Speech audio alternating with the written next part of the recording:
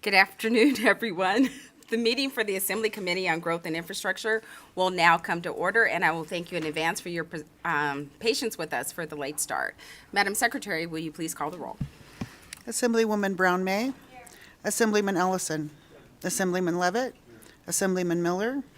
Assemblywoman Peters. Assemblyman Roberts. Assemblywoman Summers Armstrong. Assemblyman Watts. Assemblyman Wheeler. Assemblyman Yeager. Chairman Ro Moreno. And I am here. I'd like to welcome everyone to our committee. Today, we only have one bill hearing, and it's Senate Bill 448. We have not had this committee room filled, even when we just had the 7 seats. But I guess if you put Senator Brooks on the agenda, you get a full house. I should have gotten an overflow, and for those of you in the hallway, we're working on getting that. Due to the late start, we will have to limit comments. So we will have 2 minutes of comment for all the positions for support, opposition, and neutral, and I'll have to limit it to 15 minutes total for each section because most of us have a 4:30 committee that we will have to get to. So without further ado, I will welcome Senator Brooks to our committee. I know we have members with lots of questions and a very interested and engaged audience. So welcome to Assembly Growth and Infrastructure. Start whenever you are ready.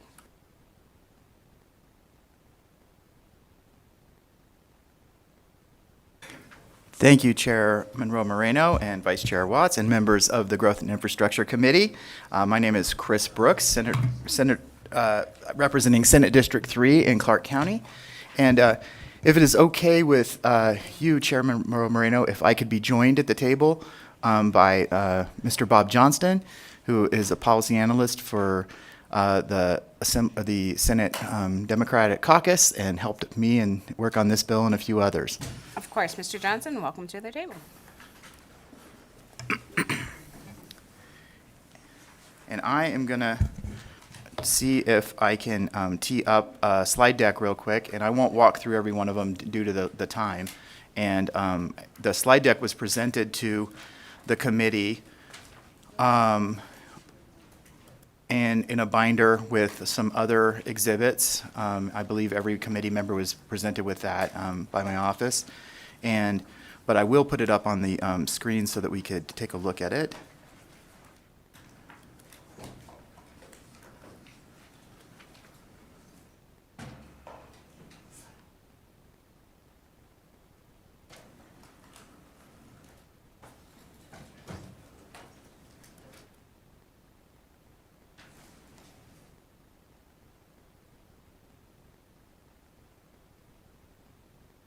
I'm just looking for the, oh, sorry, go to the slide deck.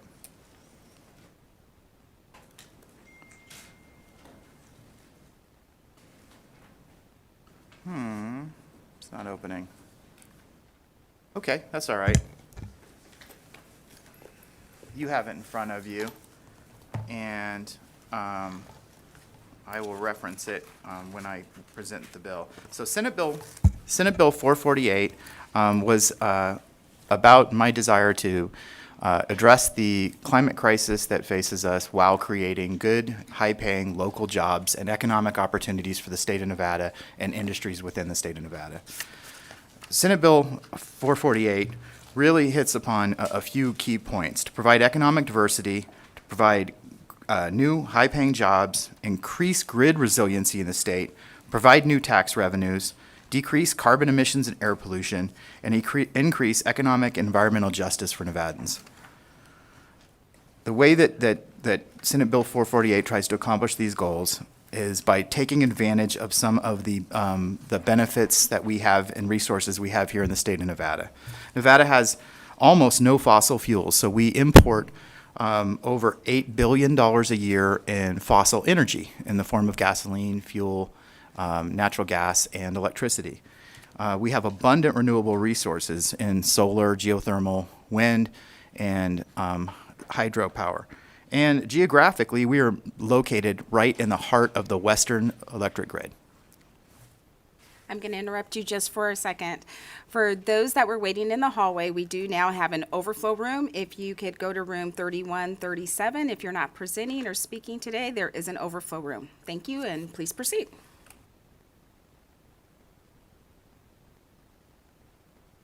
Thank you. And another thing that we have is we're geographically in the center of the Western electric grid.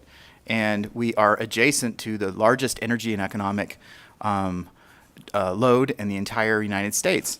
And we have a very well-established workforce here in the state of Nevada. We have unions and apprenticeship programs, community colleges, construction industries, and universities and research facilities. We have very good infrastructure, mainly in southern Nevada, with an international airport, relatively new roads and rail, and new transmission and distribution systems. And Nevada has a very business-friendly climate. It's easy to do startups here. We have no corporate income tax, and we have many programs and policies that support energy projects. All of this kind of sets the table for what we tried to accomplish with Senate Bill 448. Senate Bill 448 is made up of about 8 different components. And the major components are transmission infrastructure, transportation electrification, energy efficiency, rooftop solar, resource planning to reduce carbon emissions, energy storage, and economic development rate rider program. And then the last thing that the bill does is has some regulatory cleanup that applies to some of the provisions of this bill moving forward. And I will just briefly go through it and then jump right into questions on the bill, because you all have the slide deck in front of you and hopefully have had a chance to look at it over the last couple of days. But the transmission infrastructure piece, it does 2 things. And one of the main things that it does is it directs the utility to make a $100 million investment in charging infrastructure in the places that Nevada needs charging infrastructure the most. And the other thing that it does is it creates a planning a planning process within the utility planning process on the electrification of transportation. And electrification of the transportation sector is coming as a result of technological advances, dropping prices, and consumer demand. The number one hurdle for the adoption of electrical vehicles in any state, let alone Nevada, is the lack of charging infrastructure for those Nevadans who don't have access to it in their home, or don't own their home, or don't have it at their place of work, which is the vast majority of Nevadans. And so to benefit the most from the low cost of ownership of electric vehicles and the environmental benefits and the air pollution benefits of electric vehicles, we need to make charging infrastructure available for Nevadans. And the other benefit of that is it drives down the prices of electricity for all other Nevadans as we see more and more charging take place. Another piece of the bill is the transmission infrastructure. Transmission, if you look at one of the slides, I think it would be the 5th slide on the slide deck. And again, I apologize for not being able to manage to open the PowerPoint. Maybe I just, no, sorry about that.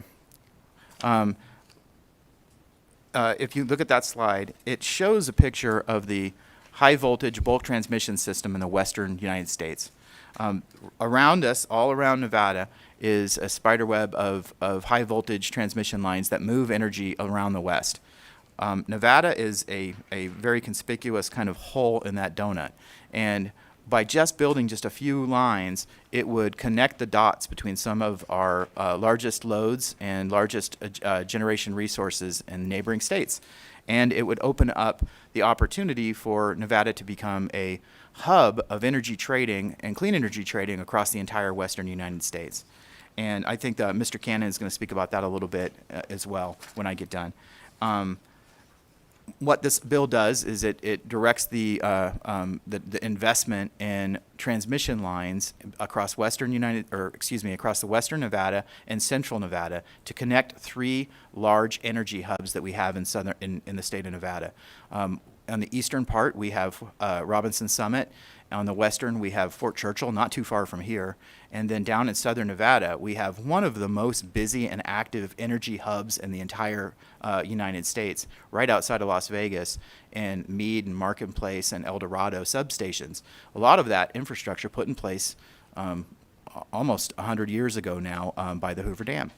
And so by connecting the dots on those three energy hubs, we could then access markets in the Northwest, for instance, where we could have very low-cost zero-carbon hydropower, or in Wyoming and Idaho, where we have wind, or in the southwest part of the United States, where we have excess solar and geothermal generation. By connecting all of those together, it makes a far more resilient grid and a far lower priced energy in the future moving forward, because we have access to other markets. And if we just saw what happened in Texas, where their transmission system was isolated from the rest of the country, not only can you have a failure if you had high load incidents, you have price volatility associated with that. By spreading your load and your generation across an entire region, you get more pricing stability, lower prices, more access to markets, and more resiliency in your transmission system. And that lower cost electricity gets passed on to all ratepayers and all consumers.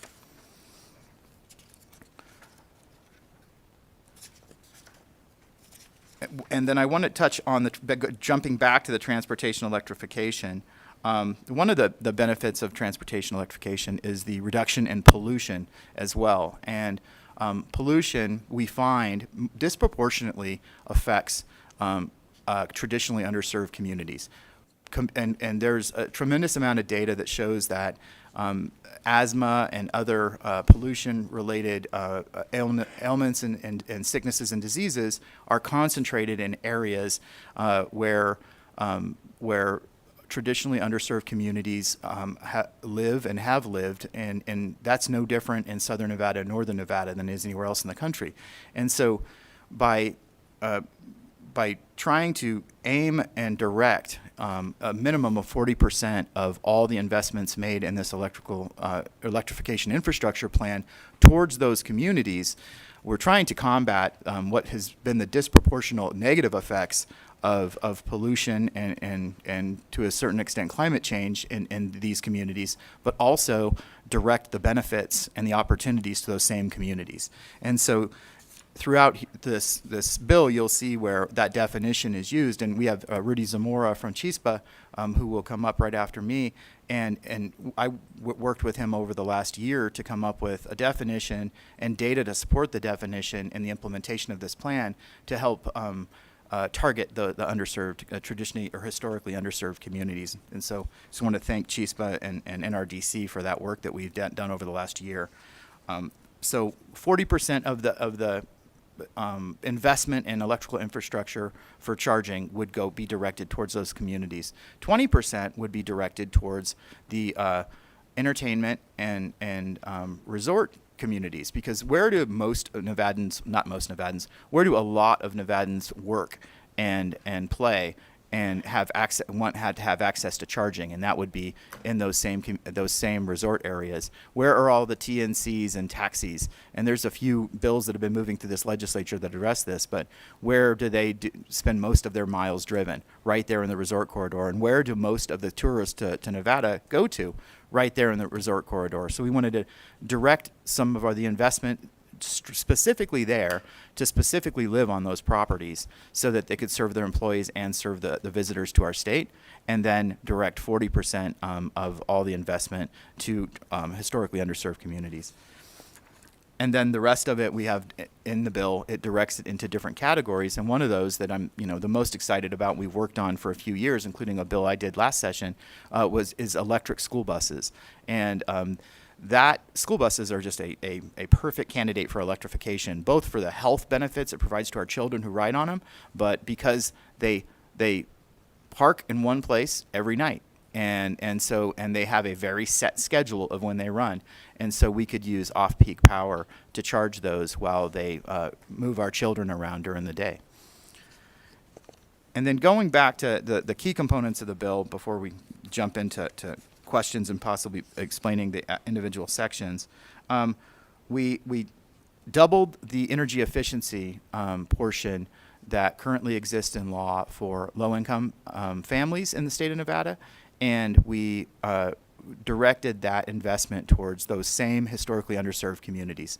And I think having just a little bit more comprehensive and holistic definition of the folks that we're trying to serve in Nevada is going to serve us well moving forward. And so we try to do that through that definition of historically underserved communities as it applies to doubling of the low income portion of energy efficiency in the bill. And then another thing we do is we expand the use of rooftop solar on multifamily and generally low income and senior living facilities in the state of Nevada. So there's a business model out there where there's a large multifamily home. My grandma lives in one in North Las Vegas, and all utilities are included with your rent, and you have one owner, one meter. They buy electricity, they buy water, and they provide everything to generally seniors and low-income Nevadans in a particular type of housing. And we really wanted to do is make sure that we could apply solar on those types of buildings so that they could provide that benefit to their both the environmental benefit to the community, but they could provide that energy benefit to their consumers who live there on site. And so this bill addresses that issue. And then what this bill does also is it addresses resource planning, instead of resource planning to keep the lights on tomorrow or resource planning to meet a renewable portfolio standard, which has served us well to get to where we're at. We need to look at how are we going to get to zero. And if we're trying to get to zero carbon as a community, as a state, as a nation, and even as a planet, we need to have a long-term goals on how to get there, and we need to set all of our resource decisions, whether it be transmission, power purchases, new power plants, renewable energy. It should all be based on one thing and one thing in mind, and that's getting to zero carbon by the goals that we've set for ourselves as a state. And in a bill that we did last session that I worked with a lot of y'all on, we did set those standards or those goals. And then we addressed energy storage to apply the Renewable Energy Tax Abatement Program. Really, this is more of a clarification than an expansion.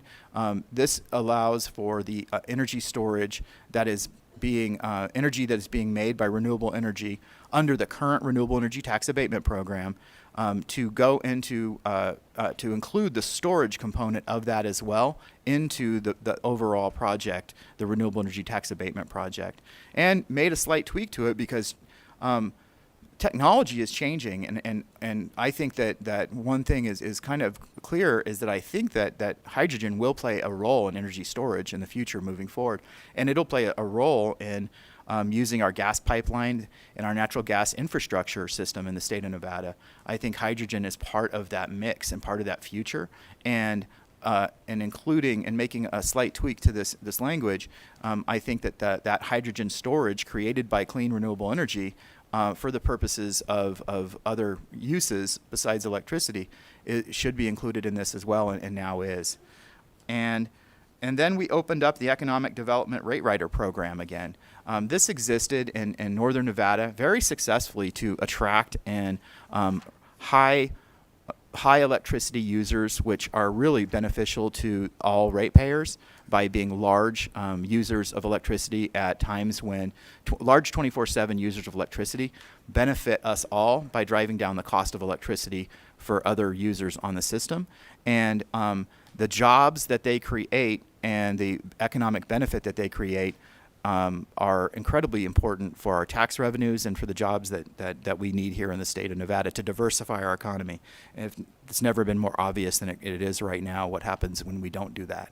And so the Economic Development Rate Rider Program is now open and available in southern Nevada again for manufacturing and other types of heavy industry to move to southern Nevada. And I think we'll have some testimony later, time permitting. Hopefully, we had people travel a long way to that will talk about the benefits of that and how this has helped to spur development in southern Nevada specifically, but was incredibly successful in northern Nevada to get a lot of industry here that now exists here.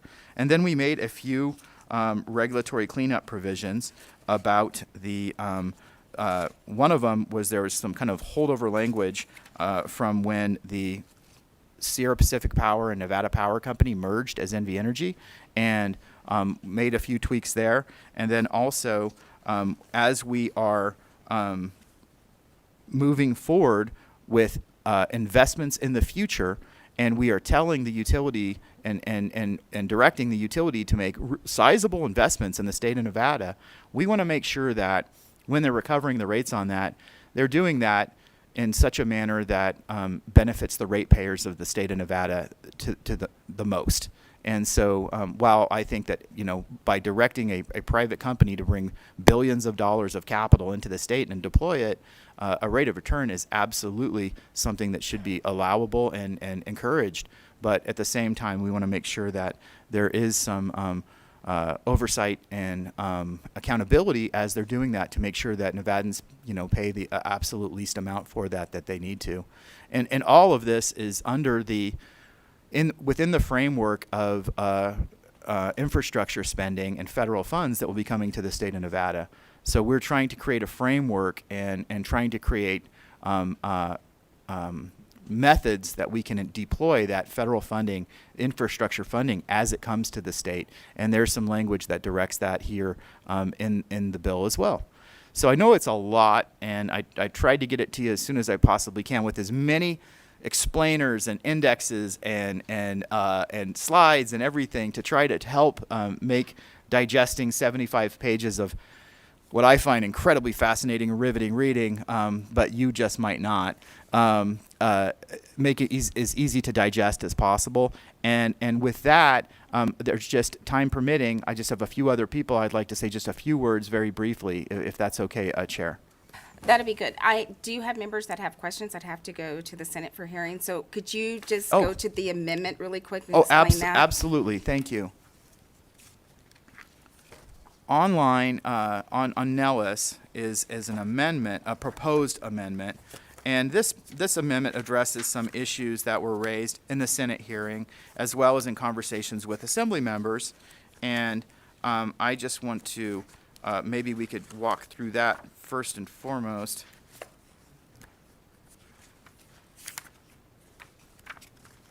There we go. And it's an amendment that says submitted by Senator Brooks to Assembly Committee on Growth and Infrastructure, dated today, May 25th, 2021. What it does is it adds a few, we were having conversations with many Assembly members, and just the way these bills go in and when things happen, some Assembly members are added as sponsors, co-sponsors, and then we make a few small changes here. And the first one is to amend the definition of energy storage technology. We had it there that can be released as electric power, and we just said that it can be released at a later time, which is more consistent with the broad definition of energy storage. You're taking energy, in this case created by electricity, storing it to be released at a later time. And that envisions it being used for something besides just electricity. And I think that speaks to the future of transportation and gas. And then we also make a similar change to Section 4 to accomplish the same goals. And then on Amendment number 3, we make a small change to the way that the Governor's Office of Energy is able to use funding within their funding account, and to allow them. It turns out when you put the Governor's Office of Energy and you direct them to do things, they actually need to have more resources, and this allows them to use the resources they have available to them.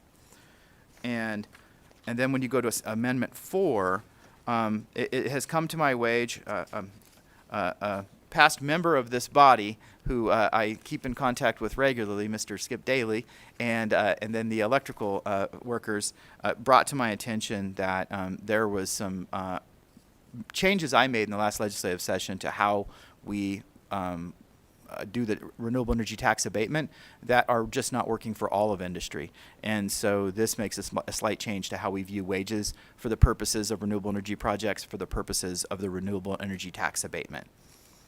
And then Section 5, the amendment to Section, the fifth amendment would be Section 31. And in this Regional Transmission Coordination Task Force, which I forgot to talk about when I was walking through the bill, it has representatives that are really key components of a transmission planning process, whether they be the biggest loads taking off of transmission, the biggest generators putting on transmission, or the operators within the state who operate transmission. We thought that it was incredibly important that we add a representative of the Native American Nevadan community, and so we added a member appointed by the Nevada Indian Commission to that. As these transmission lines, when we're looking at the state of Nevada, we are looking at the entirety of the state of Nevada, and from a siting standpoint, and I don't know who better to be on a process where we make those decisions than a representative of the Nevada Indian Commission. And that is the last amendment. The amendments are relatively simple and relatively brief. The bill, however, is not. And so, would you like me to take questions from members who have to leave before I have any other presenter come up, or? Will your presenters be brief? Yes, they will. Okay. Absolutely. Let's go ahead and do the other presenters, and then we'll have the members that have to leave ask their questions. Thank you. And up next, if I could have Mr. Doug Cannon come up from NV Energy, who will be making all these investments and operating all the systems that we're talking about.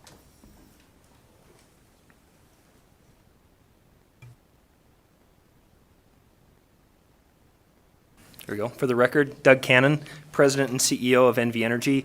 Chairman Moreno, I want to thank you for the opportunity to be here today in front of your committee. I also want to thank Senator Brooks and Governor Sisolak for their leadership on these critical energy issues. But really, this is about carbon reduction and setting up a sustainable energy system for the future, for generations to come. It's also about helping Nevada recover from COVID-19 and putting all Nevadans, to work. I also want to acknowledge the broad base of stakeholders that have been engaged in the creation of this bill. I won't dare name them all because I'll forget somebody, and that would be a mistake, but I want to thank that broad base of stakeholders. It's been a tremendous community effort here. SB 448 advances the new energy economy in Nevada. First, it supports development of critical transmission infrastructure, essentially the interstate highway for the energy system. The transmission proposed in SB 448 will improve reliability for all Nevadans. It increases development of renewables to reduce carbon emissions. It increases energy capacity to support economic development throughout our state, and improves the ability to import and export energy, as Nevada is a central participant in a Western energy market. This infrastructure will create nearly 4,000 skilled labor, good-paying jobs here in Nevada. It will have $690 million of direct economic benefit based on a $2.5 billion investment. Some may ask, well, what about the rate effect? Here's the example that I can provide. Since 2013, Nevada has eliminated coal generation in southern Nevada. We've added the One Nevada transmission line and invested more than $4.3 billion in the electric system. And what has happened to rates in that time? They're lower today than they were in 2009. I'll say that again. Rates are lower today than they were in 2009 with all that investment going in. It creates new opportunity to import lower cost energy. It leads us to develop lower cost renewables, all that bring benefits to all Nevadans, because it keeps money in the pockets of families so that they can use that to support their livelihoods. In addition, SB 448 puts in place an electric vehicle infrastructure plan. First, there'll be a 3-year, $100 million investment. This immediate investment in Nevada puts people to work.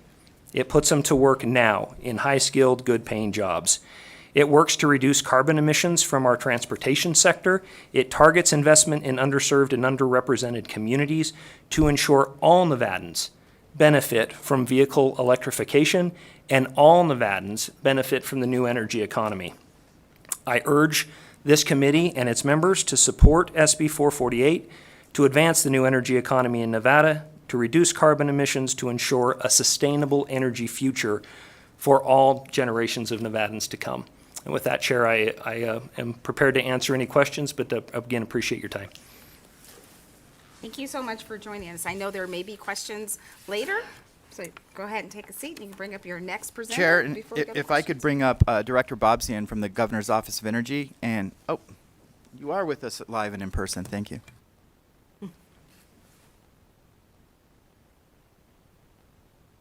And I also figured out how to use PowerPoint. I don't need no PowerPoint. It's cool. Thank you, Madam Chair. For the record, David Bobsing, thank you, members of the committee, for hearing this legislation. At this point in session, we very much appreciate your attention, and I want to thank Senator Brooks for introducing and shepherding this legislation and incorporating the Governor's Office of Energy in the presentation. We are here in support of the bill, and I just want to take a couple minutes to less than 2 minutes, to highlight areas of support for the legislation.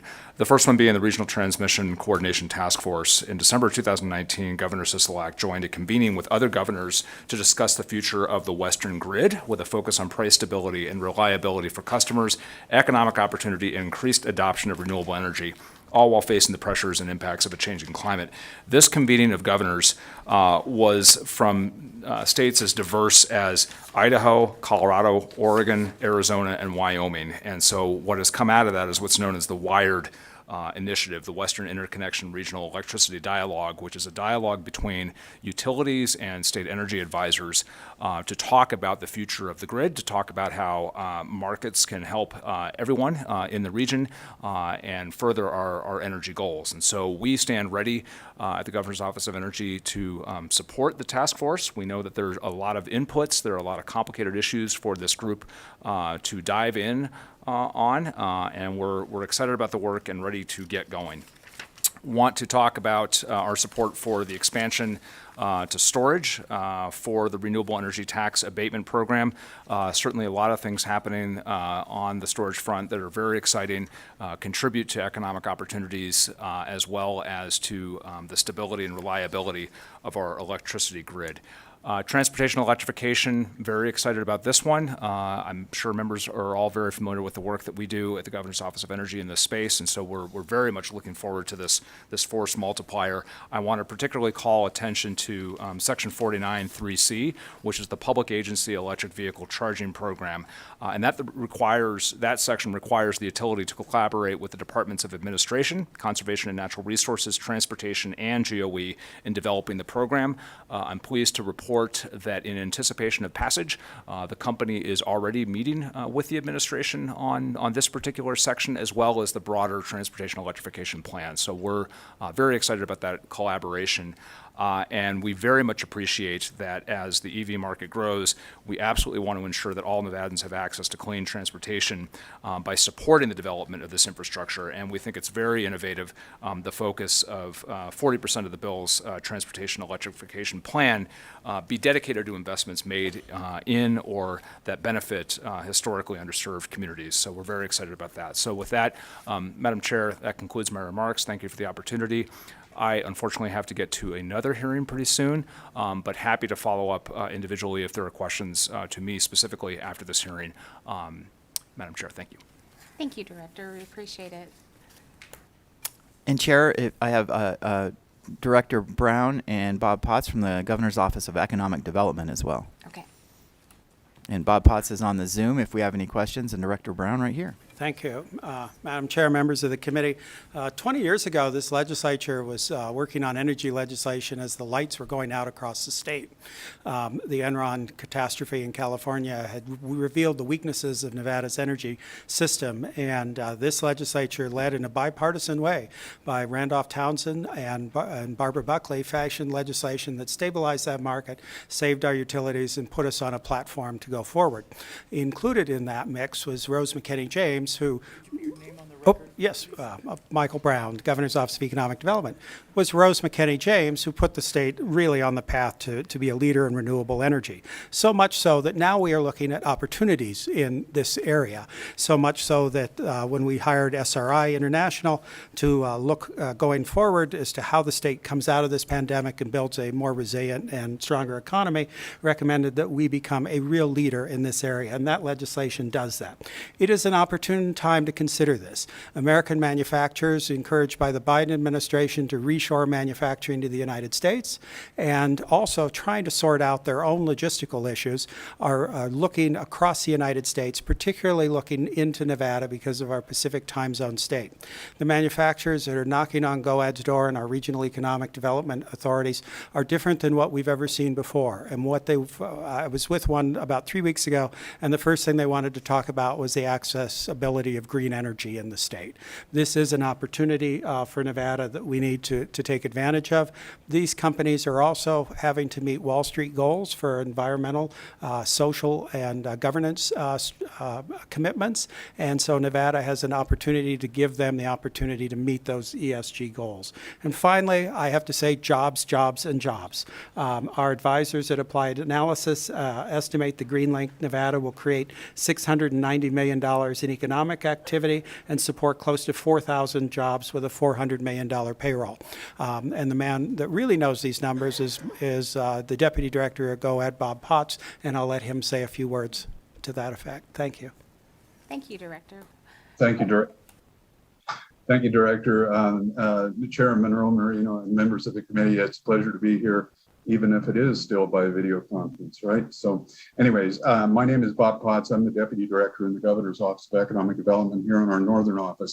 And I'm here I'll talk a little bit about the economic opportunities of this Green Link project, and then just provide a kind of a brief overview of the business development activity that we currently have going on here at GOED, and the importance this project is to overall economic development and diversification in the state. So, as Director Brown has mentioned, if we look at this 12-year construction period for this project, especially when we're talking about the transmission infrastructure, we expect it to generate $690 million in economic activity and support over 3,700 person-year jobs, paying over $406 million in wages and salaries. If you look at the construction phase of this project, that pencils out to $1.44 return on every dollar invested. And that's just on the initial $479 million of Nevada's investment in the total project cost of $2.1 billion. If you take and you look at the spin-out numbers, you look at the indirect induced spin-out effects those are expected to add an additional $211 million in economic impact. The ROI on that number, if you look at the full economic impact, is $1.88. Okay. Now I want to talk a little bit real quickly about the business pipeline activity and what we're seeing in the state. Before I do, though, however, whenever we're working with companies, whether they be expansions or relocations, there's always a laundry list of what matters most to these companies. If you look at the top 10 things that matter to companies when they're thinking about making these kind of decisions, workforce always is near the top. But everything else has to do with costs, and energy costs are always in the top 5. Okay, what is the cost of energy? And this is particularly true when it comes to manufacturers. If I go back and I look at just our March board meeting, the GOED board meeting, and the December GOED board meeting, over 90% of the companies were manufacturers. Nevada has shown a distinct competitive advantage when it comes to manufacturing, and in particular, advanced manufacturing. And this is something that we need to, everything we can, to keep moving forward as we try to develop out and to diversify our economy.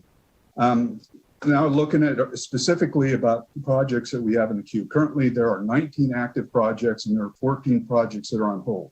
Okay, the 19 active projects that we're working on right now, 14 of them, or 75% of them, are manufacturers, 5 of which are electric vehicle related. Okay, 16 of the 19, or 86% of them, are in Clark County.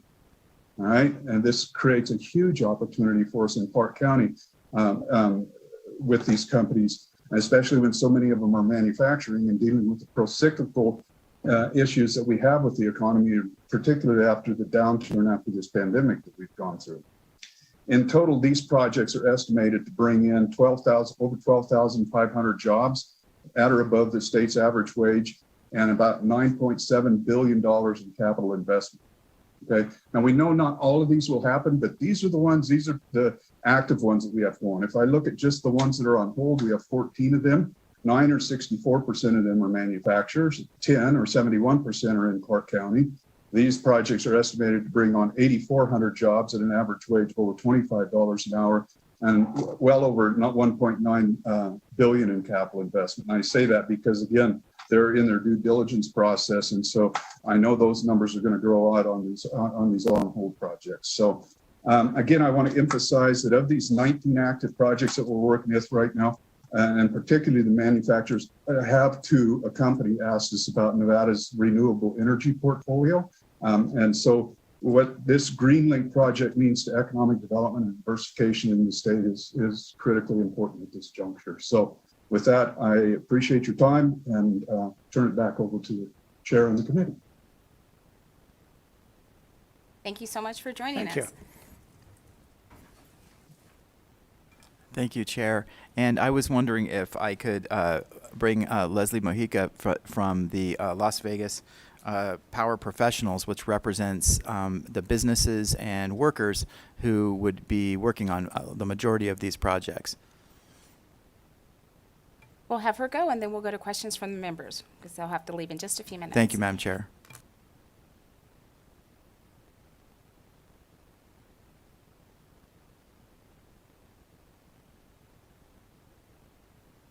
Ms. Mojica, is your mic on?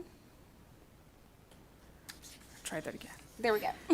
Good afternoon, Chair Monroe Moreno and members of the committee. For the record, my name is Leslie Mojica, Leslie Mujica, and I am the Executive Director of Las Vegas Power Professionals, which is a partnership between the Ibew and the National Electrical Contractors Association, commonly referred to as NECA. It is an honor to be here this afternoon.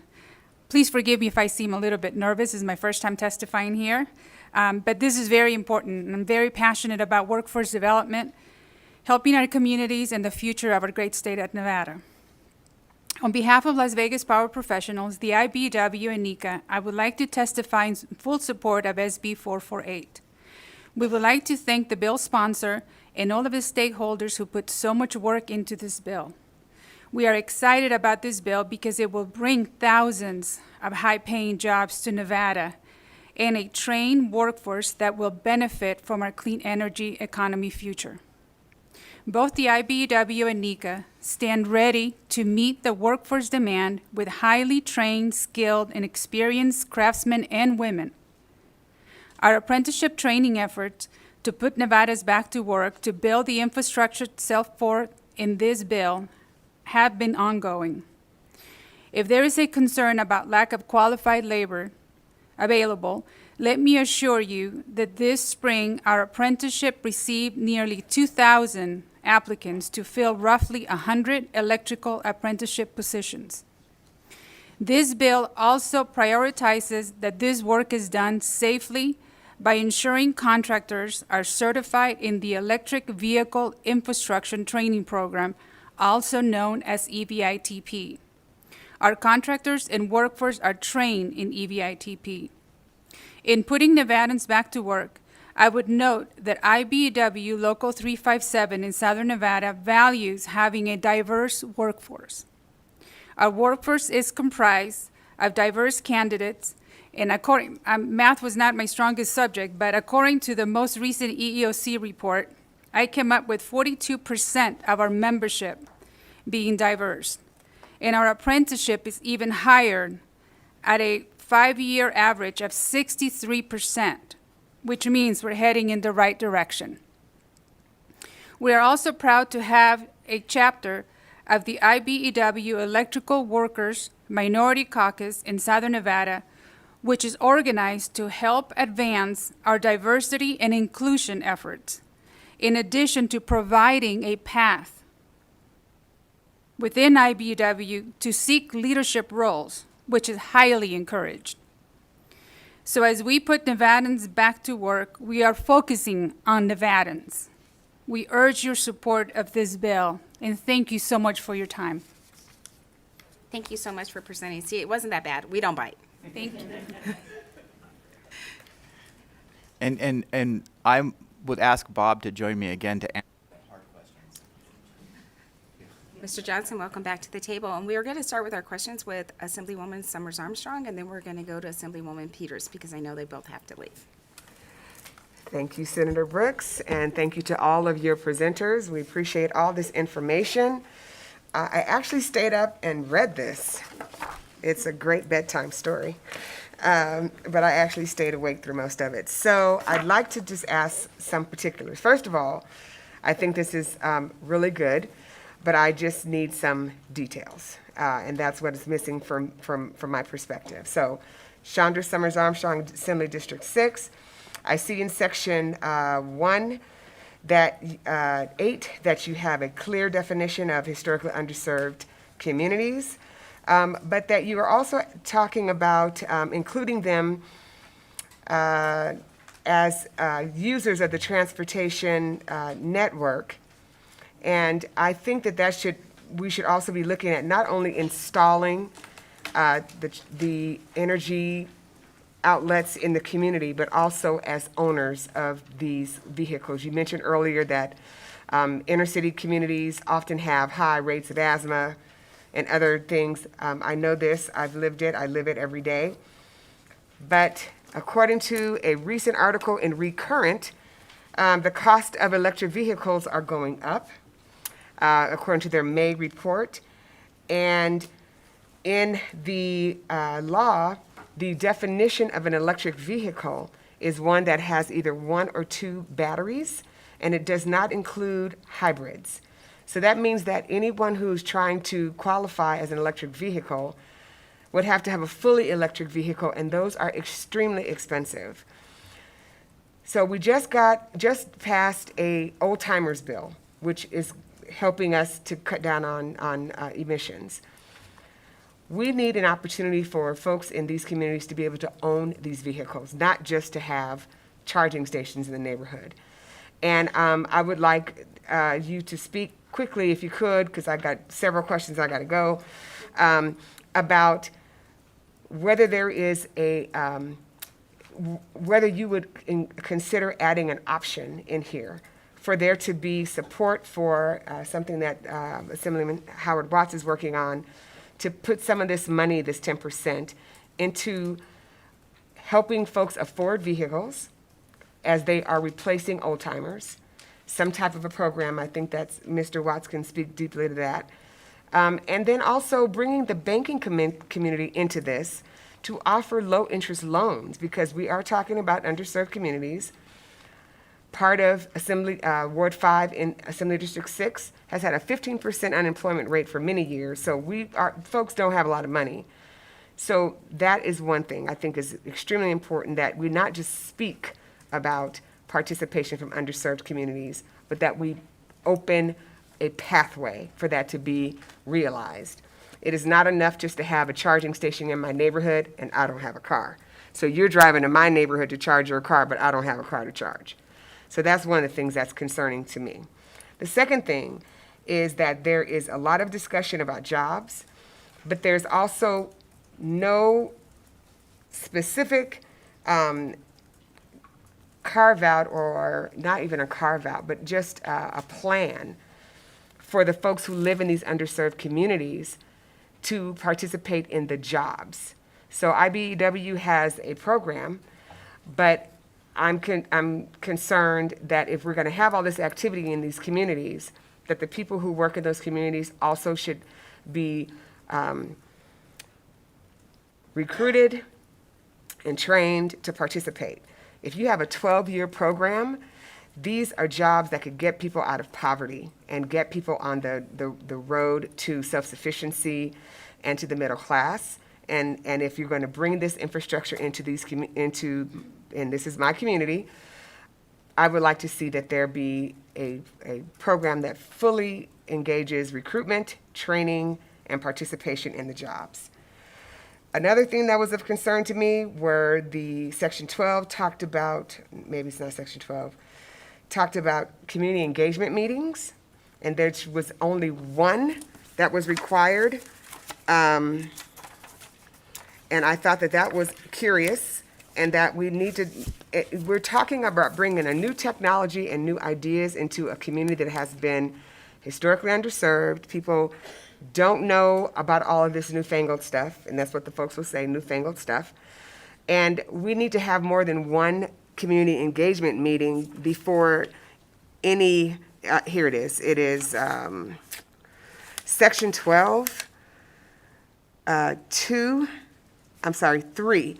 It says, during the 9 months immediately before an electric utility files its first plan, it says at least one stakeholder meeting. I think that more than one meeting would be advisable. Another thing that is a concern to me is what this means in these communities about power usage and the ability for the transmission lines to be upgraded so that the system can hold and handle this increase in usage. How, and now this is a question, and for this I would like an answer, if at all possible. In many of our underserved communities, the power lines are above ground. If you're going to increase pull and usage, how is this going to affect the existing systems? One of the, in section 19, it talks about high voltage transmission infrastructure, something like 345 kilovolts. So if you have to increase the ability of current infrastructure to move electricity, and you're increasing this to 345 kilowatts, and we have lines that are above ground, how does that affect the environment and the people who live in that area physically? Because I know that sometimes there are issues with electricity, and there's been discussion about that. And is that the thing to do, is to increase the voltage in neighborhoods to that level? And can we increase our ability without endangering health, right, for these communities? Because again, we are talking about underserved communities to participate. And you're talking about building vast infrastructure right in these neighborhoods. So if you could really speak to that, I would really appreciate that. And my last thing, I promise, I have more, but I'll talk to you offline if I can catch you. Efficiency. I know in the past that we've had weatherization programs, and I respect that those programs have been in place. But those programs are a Band-Aid on a bullet wound. I believe that just weatherizing windows and doors doesn't get to the core of what is the problem in underserved communities, which is old housing stock that was not built to be efficient. And I know that the DOE has a program of whole house weatherization, which has to do more with not just windows and doors, but also infrastructure, R30 in the ceilings and things. So I guess what I'm really trying to say is I like the idea, but for a community like mine that has had promises made for many, many years, legislation for us has to be more than just a great idea. There has to be triggers and things in legislation that direct people to make real the promises. And without those things, we often don't get anything. And so I would like there to be more details and direction in programming so that those things really are actualized and not just great ideas. So I'm sorry for the diatribe. I do have to go shortly. I'm going to stay because I really want to hear this. But I want you to know that I'm excited. But it's the meat that's really important here. Thank you.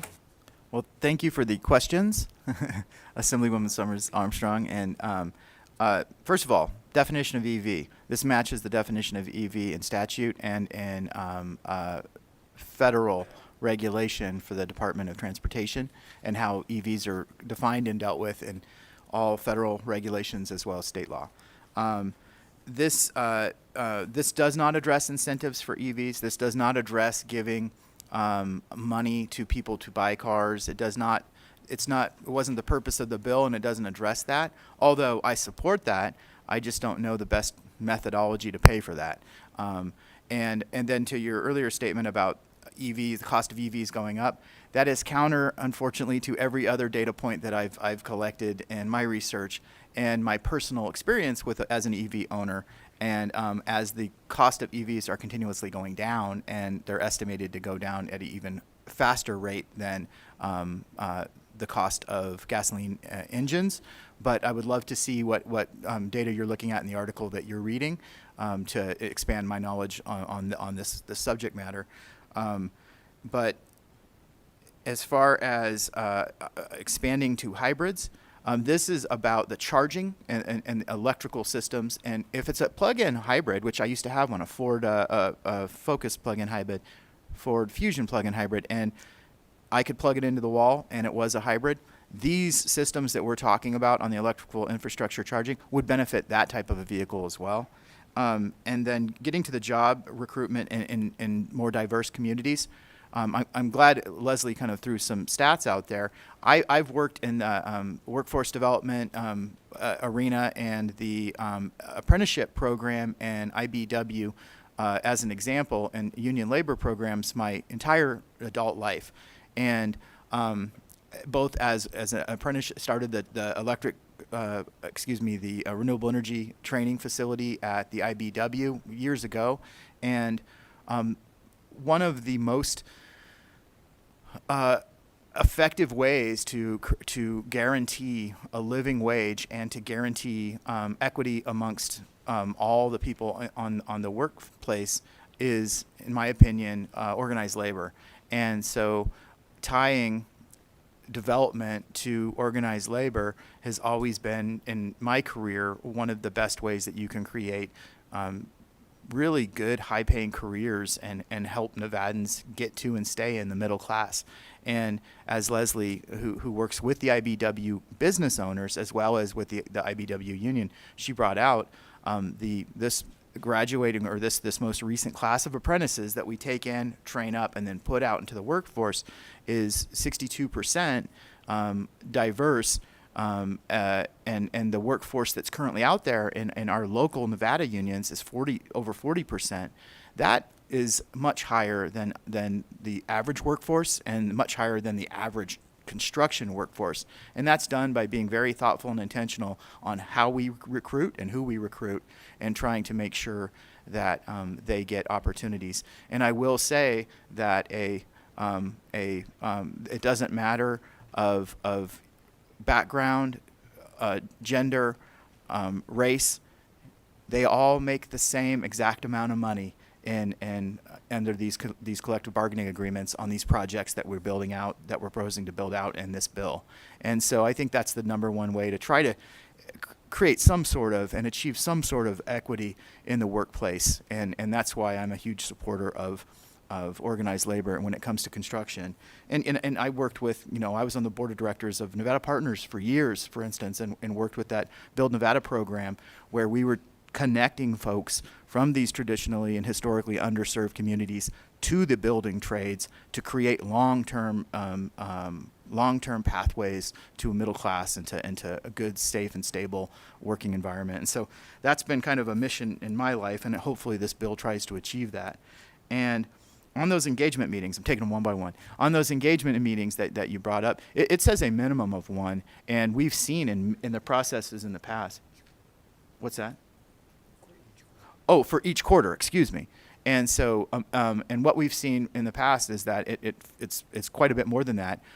Me and Chairman Moreno have been part of some of those engagement meetings on other pieces of legislation that required Public Utilities Commission involvement, and there are actually some folks that are on the line, hopefully, that would support this bill that participate in that, as well as Bob and some other organizations. So I think it would be far more robust than just one per quarter, but we have to put a minimum in there so that we can make sure that takes place.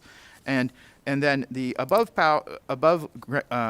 ground power lines and the high voltage transmission, these are kind of two separate issues, and that's my fault for putting too much in one bill. But the minimum of 345 kilovolt transmission lines and above ground lines. Those are exactly the same kind of lines that you're seeing running all over the state right now. We're just proposing to build a high voltage bulk network around the state, connecting those three parts of the state that are in your slides and that are up on the slide right now, because I finally figured out how to use Nellis. And so that's not something that's in the neighborhoods. That's not something that's in our core of our communities. These are long distance, high voltage overhead transmission lines that we're proposing, that like the ones we currently have, but we just want to add to that system. And then to talk about the last piece is the energy efficiency piece. I agree with you wholeheartedly that we need to have more energy efficiency, and the folks who need it the most are the folks who have the least opportunities to do it. If you don't own your home, there's not really a great incentive or a lot of opportunities for you to do a lot of energy efficiency stuff. The big stuff like the windows and the insulation and the things that you addressed, new appliances. But what there are programs, and the programs are largely through the utilities, whether it be NV Energy or Southwest Gas, that they're programs mandated by the state, but where they offer things like rebates for energy efficiency appliances. And in some cases, they will take your old appliance off your hand, in like a case of a refrigerator, and put new appliance in its place. And those are targeted in those same communities, those same historically underserved communities. We have programs in place right now. What we're just trying to do is double that. Whatever we have right now that's working, double that, double the amount of money that you're going to spend on that, and target that into historically underserved communities. And so there's a long way we could go, and I'm here for the long haul, and this is my third session, and I make a little bit of progress every session, and I plan on being here for a few more. And this doubling the amount that we're putting into that, I think is significant, but you're right, it's still not enough. And I'll be back next session to work on doubling it yet again. There's some folks behind me who don't want to hear that, but maybe you'll work with me on that one next session. But I'm incrementally trying to get it done. And so, but you are not wrong. I agree with you wholeheartedly. We need more energy efficiency, and we need it for the Nevadans who need it the most. So thank you so much. You did answer the question about the high voltage lines, but could someone, if not you, someone on your team, talk about capacity of the existing infrastructure and how it will handle these new things in the communities? Absolutely. I happen to be a electrician by training and an electrical contractor in my past, and so I could actually speak with intelligence on this matter. And I've built transmission and distribution systems. What this does is, if you look at it, it says electrical vehicle charging infrastructure, and that means a couple of different things. I think we all think about like an electric vehicle charging, a charger you pull up and you plug your car into. Well, that's actually the easiest and cheapest part of the entire thing. Getting the electricity to that charger and having the infrastructure that where it may not exist is really what the investment needs to be about. And so if we're trying to put in charging infrastructure in, for instance, like older neighborhoods, I live in a 55-year-old house with rickety overhead, 55-year-old lines from back in the old days, and to put in a electric vehicle charging station at my own home, I had to upgrade that system. I had to put in a new main service and a new overhead drop, and whatever that cost me. And just because I live in an old neighborhood, this is the type of investment we're talking about. We're talking about making investments in the electrical infrastructure that serves the charging infrastructure, and in places where that investment needs to be made. And so that could be two things. That could be where the charging is going to take place, or where the infrastructure needs to be upgraded to even allow the charging to take place. And we're trying to address that, not so much in the first part with the $100 million, but in the second part where we're going to have stakeholder engagement, where we're going to have conversations, and we're going to have a long-term holistic planning process that involves the entire community. That is really where I think most of that will be addressed. But, there's also things, and this is a little bit of a statement that I would just want to read that came from one of the charging industry folks, but this would also create new opportunities for utilities to work with Nevada businesses to become part of this transition to electric vehicles.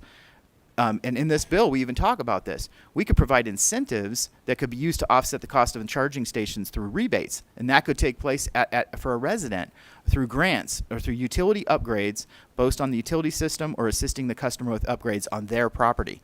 And these are the types of investments that we envision some of this money being used for, not just buying a charging station, because that's really the easiest part. It's really making sure that the availability of the charging station exists for all Nevadans, or most Nevadans. And this could be used by leveraging both utility funding and private capital from third parties. And this would have a bigger impact on the transition to electric vehicles than just the cost of the utility programs. We're talking about using the utility investment to leverage private capital to be able to provide other business other business models for providing charging to Nevadans. And this will send an important signal to the market and create new opportunities for our Nevada businesses, such as traditional fuelers and retailers and hospitality providers. Can you imagine gas stations, right? And just like you would fill up your gas, you could be able to charge. This investing in this will have private capital come into Nevada and invest in electrical vehicle electrification, creating a more competitive market for electric vehicle charging services and providing those equipment and services. I promised a manufacturer or a charging company business model that I would make sure I put on the record that there are other opportunities out there for Nevadans than just what's in this bill. But it would leverage the private investment by making this investment today. And I don't disagree with the single thing you said. I wish we could do more, and I'm coming back, and I'll keep trying. Thank you. I don't know if that's a threat. You're coming back. I'm not on the ballot right now, so I am coming back at least once. Assemblywoman Peters.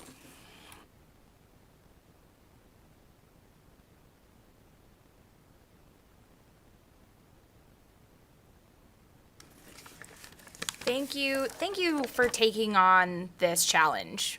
I know you've been building up to this for a couple of sessions now, and this is really an amazing feat you've pulled together here in less than 120 days.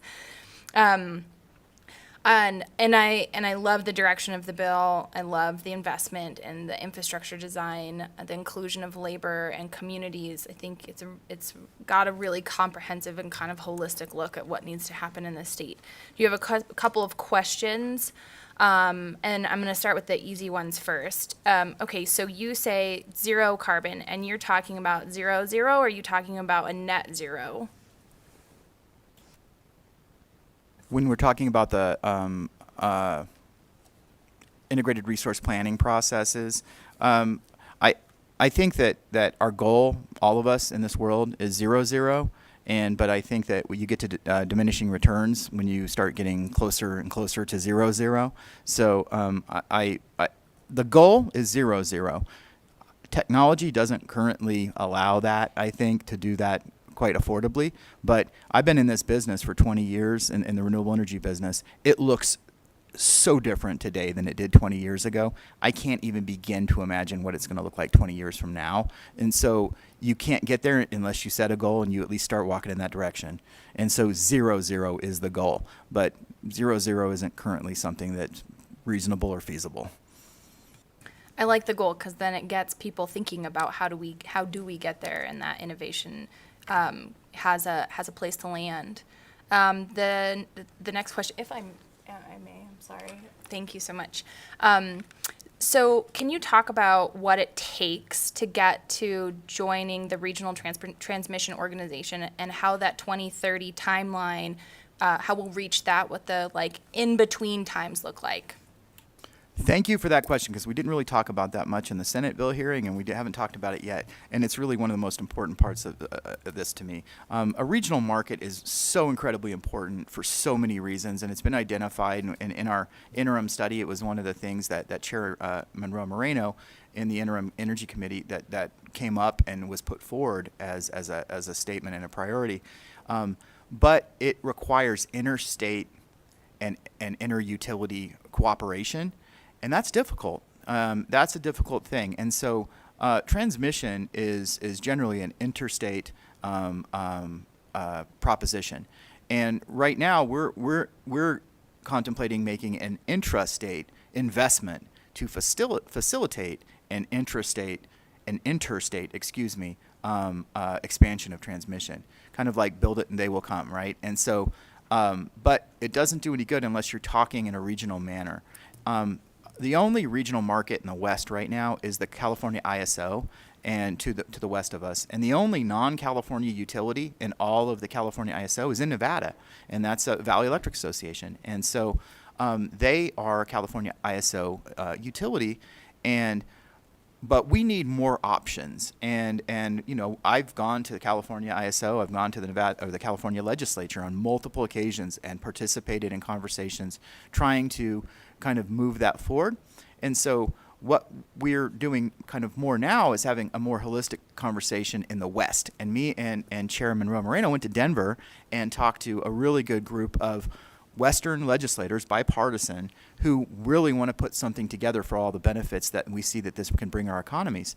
And then Senator Chris Hansen, who we met with and talked, me and Chairman Moreno did in Denver, he, right now, in the Colorado legislature, has a companion bill to this that has much of the same exact language, and his is moving through the House right now, and it originated in the Senate. He's a senator over there, and so we're kind of on parallel paths and texting each other late at night, like, you know, when we get out of session, and giving each other updates on where our bills are.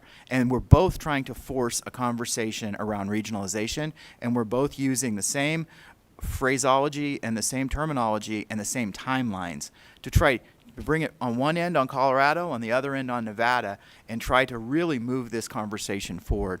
And so putting together a task force that has a diverse group of users and planners and folks with ideas on how we can plan our transmission system in the state to really, it's going to kind of happen organically. And we saw that with the energy imbalance market that NV Energy has entered into, which is kind of putting the toe in the water of regionalization. And it saved the ratepayers millions and millions of dollars by just entering into a kind of a very short-term a look at what regionalization could look like. But we want to have a big conversation with all the states and California. Because right now they're the only market, or the only kind of regionalized, organized type of market in the West. So I guess just kind of as a follow-up on the nitty-gritty of this, is there a formal process for engaging in that, or is it establish our distribution system plan to connect in regionally, and then from there we have established that regional relationship and become a member of the regional transmission organization? So me and Mr. Johnson here talk about this all the time, and it's kind of all of the above. So you start where you build transmission lines. None of this means anything if you don't actually have the wires, right? You can say that you're in a regional market, but if you don't actually have the wires in place, it doesn't really mean anything. So it's you build transmission. And then you enter into agreements with neighboring states, and then you do things like the energy imbalance market or the day-ahead markets that are available that are happening on a utility-to-utility basis and a utility-to-operator basis. But all the while, you could be creating your own organization. And so we say join or create in this bill, because it could be something like us creating a regional organization and then other states joining into it, or we get together and we talk to other states and we collectively create an organization. Director Bobsian had to leave, but Director Bobsian and all of the governors, Western Governors Association, have conversations. This is a bipartisan conversation across Western states, and the Western Governors Associations and the heads of all of their offices of energy are having this conversation at the same time. Folks like me and Senator Chris Hansen and Senator Holden in California are having the same conversations about how do we work together on a legislative front to accommodate what could happen at the executive level and what's just naturally going to happen by businesses. But we have to be able to facilitate that so that we can get the benefits of it as a state. So it's kind of all of the above. And you know, me and Bob have really fascinating conversations that I'm sure would bore you all to complete death about this for hours at a time. And some of the folks sitting behind me and on the Zoom do as well, because we think this is really the key to decarbonization, but also the key to our national security and our grid resiliency in the West. Thank you. I'm not sure you would bore me to death on that one, but, you know. I will take you up on that. Each their own. My last question, if I may, has to do with the number of plans that are mentioned in the bill, designating that these plans have to be submitted. I assume, but I want to get on the record, that within those plans, there will be a timeline with metrics like goals and objectives that will be met to implement those plans. And I'm curious about your vision for how those will be implemented after the requirement of the plans in place. And thank you for that. There's been quite a bit of conversation with the Public Utilities Commission on that piece of it, because we say, okay, utility, go do a thing, and Public Utilities Commission, make sure that they do that thing right, and submit a plan, and you know, and make sure you protect the ratepayer through this whole process. Well, through that, there have to be these. It's a very, and you're kind of in this industry as well. It's a very regimented process that has a lot of procedure and process built into it, and that stuff takes time and resources, and it just doesn't happen overnight if you want to do it right. And so there was a lot of conversation. There's actually a lot of, not as much as some would like, more than I did, detail in the bill about those timelines and when the utility has to act to submit a plan, when the public utilities have what time frame they have to approve the plan or modify the plan, and then when the plan has to be implemented. And so this is an aggressive timeline by utility planning standards. It's not an aggressive timeline by like what I want to see happen tomorrow or what legislatures want to see happen, but it's definitely an aggressive timeline based upon utility planning standards. And, you know, that took a little bit of help and cooperation of working with the utility and the Public Utilities Commission through the drafting of this bill. And it's going to take some resources. Chair Carlton's not in here, right? It's going to take some resources, and this bill has moved through the Senate Finance Committee and resources allocated, but really it takes human resources and human capital at the Public Utilities Commission and at the Governor's Office of Energy to really be able to move something like this forward. And you know, it will pay dividends for our state, but it does need human resources to meet those deadlines. You know, you've got environmental planning processes, you've got permitting processes, and you've got regulatory approval processes. All of this takes a lot of time. Thank you so much. Thank you, Chair. Thank you. Next up, we have Assemblyman Roberts. Thank you, Madam Chair. Hey, I really appreciate this bill and the notebook. That really helped quite a bit. You know, it provides a lot of things that we need to move our energy economy forward, and you know, I appreciate all the thought into it. I just had one question about your amendment on Section 8. When you talk about wages and the changes that were done there that now include the contributions to pension plans and it requires a third-party administrator. Then I was looking back in your original draft, and it talks about 125 or 110% of the average wage and then 175% of the average wage. Is that typical language that's found in NRS? Is it like prevailing wage language, or just curious, is this normal in the amendment? I hadn't seen it before. This is the type of language that would exist in abatement language, not necessarily prevailing wage language, and like, because this isn't a prevailing wage. This is just based on abatement. So like we're saying, and we see this a lot, although this is, in my opinion, the absolutely most effective and best abatement statutes that we have. But what it says is, okay, if you take this federal land and you lease it from the feds, You then now have to pay property tax on that land because you have you built a power plant on it or a transmission line, and you have built all this equipment on there. You put $1 billion worth of solar panels on there. If you come to our state and you do that thing, and you come and invest in our state, and you come and invest in this public land, and lease it from the federal government, we will allow you to get a tax abatement. So part of the taxes on what otherwise would be untaxable property, we are going to abate part of that. But in return for that abatement, and that's for a period of time, but in return for that abatement, you must pay X, Y, and Z. Okay. And this language right here, and it's gone back and forth over the years. I tried to fix it last session and I broke it. So I didn't make it better, I made it worse. And the industry came back to me and told me, hey, that thing you tried to fix, you just kind of made it worse. And so this is an attempt to fix that issue. And it was brought to my attention by the companies and that do these projects. So what we're doing here is we're just adjusting what is included in that wage. It used to be everything was under the cap, and then I moved everything over the cap, and now we're putting some of it back under the cap. Okay. And so this is me trying to right a wrong that I did last session, which was trying to right a wrong that I think I did the session before that. So you see a pattern here, right? It's a good thing you're coming back. You can fix something next session, too. Well, thank you. I appreciate the answer. Appreciate the question, Madam Chair. It's a great bill. Thank you. Thank you. Assemblyman Levitt?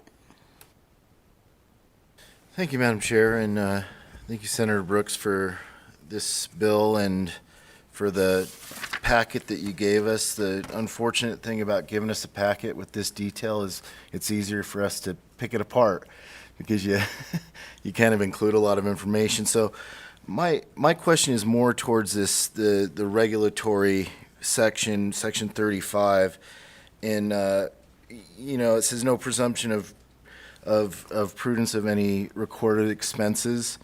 The public utility has the burden of proving reasonableness and prudence, and that to me seems like guilty until proven innocent, and that's legal jargon that you're using there, and it's not really following legal precedent in the way you're wording it.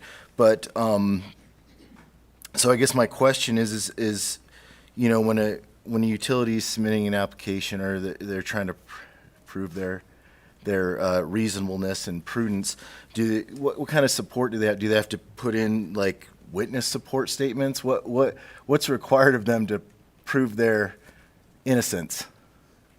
Thank you for the question, Assemblyman Levitt. And this is actually language that currently exists, and this is actually how certain rate cases are handled for the electric utility. What we're doing here is we're saying, through a piece of legislation, we are making you go out and make an investment, and if you're going to make that investment and you're going to recover those costs, and we define how they recover their costs through here, you must do it in such a manner that you have to prove that the investment that you made was prudent. And so, we can say, go build a line from A to B, and it costs $1 billion, and it does. But we want to make sure that they're doing that at the lowest cost they possibly can based on the parameters we gave them. And so, yes, the responsibility lies on them to prove the prudence of their investment. That is currently how it is in most of the rate making for the electric utility. And so we just want to make sure that it's incredibly clear moving forward. If we are putting, basically, we are as a policy statement saying go and invest in these things, and we all collectively, transmission users, utilities, big data centers, mines, average ratepayers like everybody in this room, if we're all going to pay for a little bit of that to pay it back over decades, I want to make sure that that's done in the absolute lowest cost manner possible to protect the ratepayers, and that's what this language does. And this is that terminology right there exists in rate making and exists already.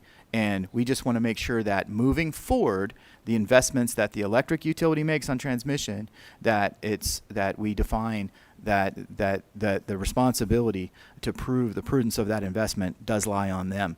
And so when you say what testimony and things like that, it's in a rate case and it's in a proceeding. And there's several smart energy attorneys sitting behind me and one sitting right next to me that could talk to you, and this is even where I start getting bored, that could talk to you for hours about it. But that's what the entire Public Utilities Commission does. You have interveners, and you have large ratepayers, and you have the utilities, and we just want to make sure that if we're ordering the utility to go out and spend literally billions of dollars over decades, that we are making sure that they're doing it in the most cost-effective manner possible. And this language helps to achieve that, in my opinion. Thank you for that. Follow up, please. And this was like the most interesting part of what I read. So, so when we're talking about, this provision, and I see it here in blue, so it's a new provision, I would imagine. What would be if it's already being done, what would be the reasoning behind even putting a provision of that nature in there? If it's already being done, it's general practice, it's already being accomplished, what would be the reasoning behind even including it at all? Well, I mean, we want to guarantee that there's no ambiguity moving forward with the electric utility on how they're going to recover these costs, that they are going to, the responsibility is going to be on them to prove the prudence of the investments that they make to meet these goals. It's a compact basically between the state and the utility and the regulator. We tell them to do a thing.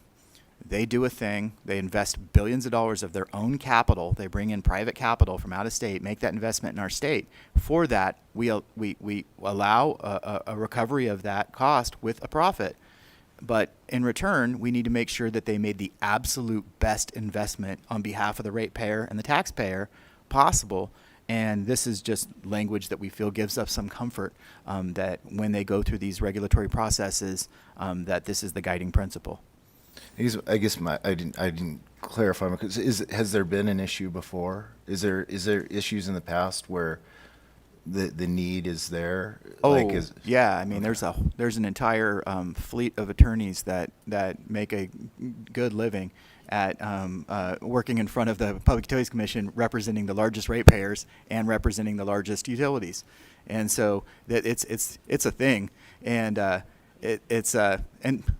I have a lot of good friends that I respect on both sides of that argument, and but this is just something that if we're gonna make through a piece of policy a private company make a multi-billion-dollar investment, two things should happen. They should be able to get a legitimate and reasonable return on that investment, and we should make sure that they make the most prudent investment possible on behalf of the state of Nevada.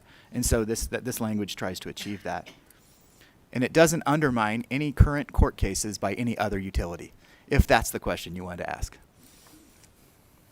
I'm not aware of any other court cases. So. Thank you so much. Thank you, Madam Chair. Thank you. Assemblyman Ellison? Thank you, Madam Chair. I've got a couple questions, and you talked about land abatement, public lands. They do receive PILT into them areas, and the PILT go back to help cover the loss in the tax bases. So I hope that's something you take into consideration, because that's going to be a loss back into the county for infrastructure. So that's a big deal, and that was the one that you can hit that one first. I've got a couple.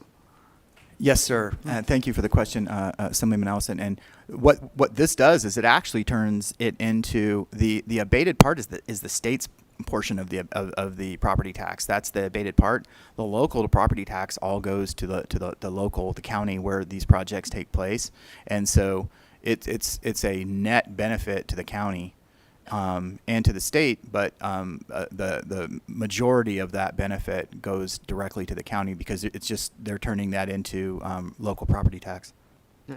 And then I've got another question for you, Madam Chair, if I may.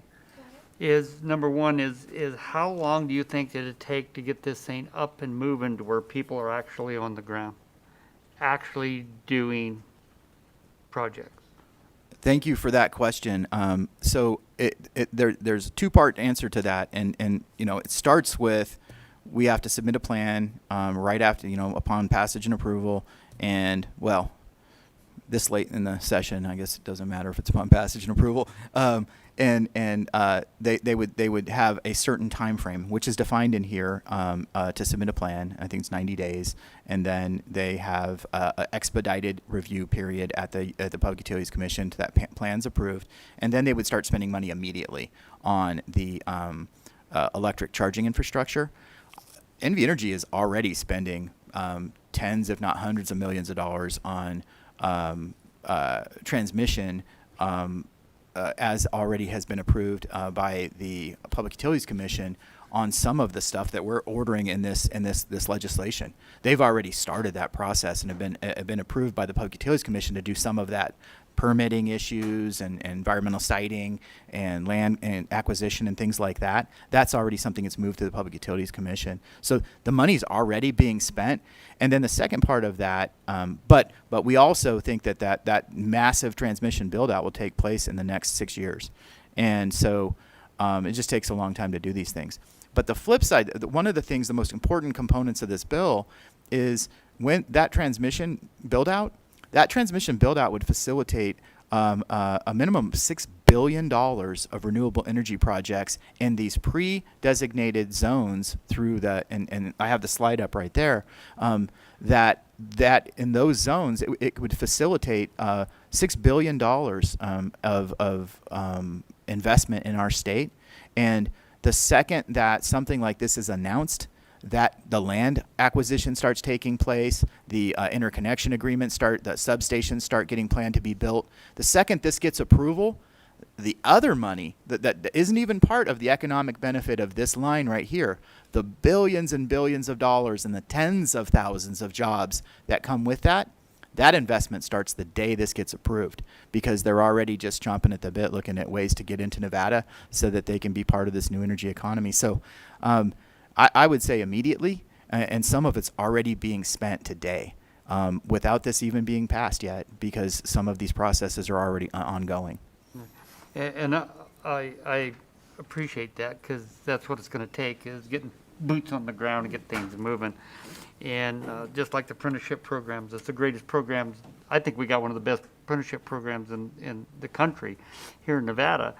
The problem is it takes a while to get them, that many people in there and get them trained. And my biggest fear is, I was hoping Mr. Brown can answer this, the biggest fear I have is, I'm in business also, several businesses. The biggest problem I see is workforce. And I know that there are apprenticeship programs out there, but labor force, unless the government steps up and says, look, you guys have got to get back to work. And I don't know how they're going to do this, but I know that Mr. Brown, I think, he's still here, good, that Mr. Brown could probably answer some of these questions. That we've got to do something as a state to get these people away from the TV and back in the workforce. And I know that sounds cruel, but out there, you can't hire people, nowhere. You can't find laborers, you can't find people that, qualified people.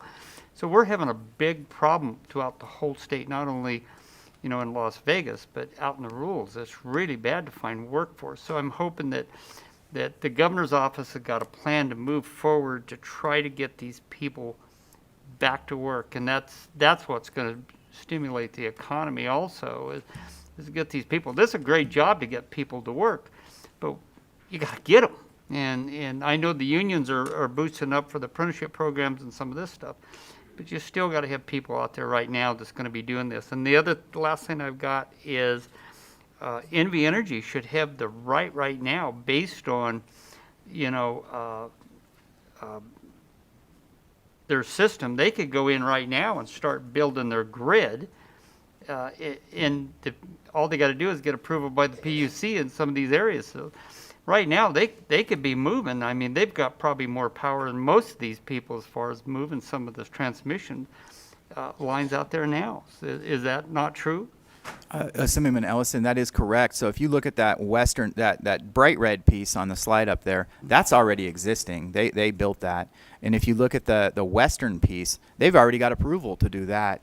What this does is this allows for some of the other expansions, the tying from the west to the across central Nevada, and this creates the framework for the regionalization and renewable, or excuse me, transmission planning task force, and but it really allows for some substation build out along the way and some connecting to loads and things like that. And so you're absolutely right. They're already working on the GreenLink West piece of this. This is something that's already been approved by the commission, and this just augments that and makes it into a more kind of comprehensive plan to look at the whole region of Nevada and how we tie it all together and open up all these opportunities instead of just a little bit here and a little bit there, based upon the way that the planning processes currently work.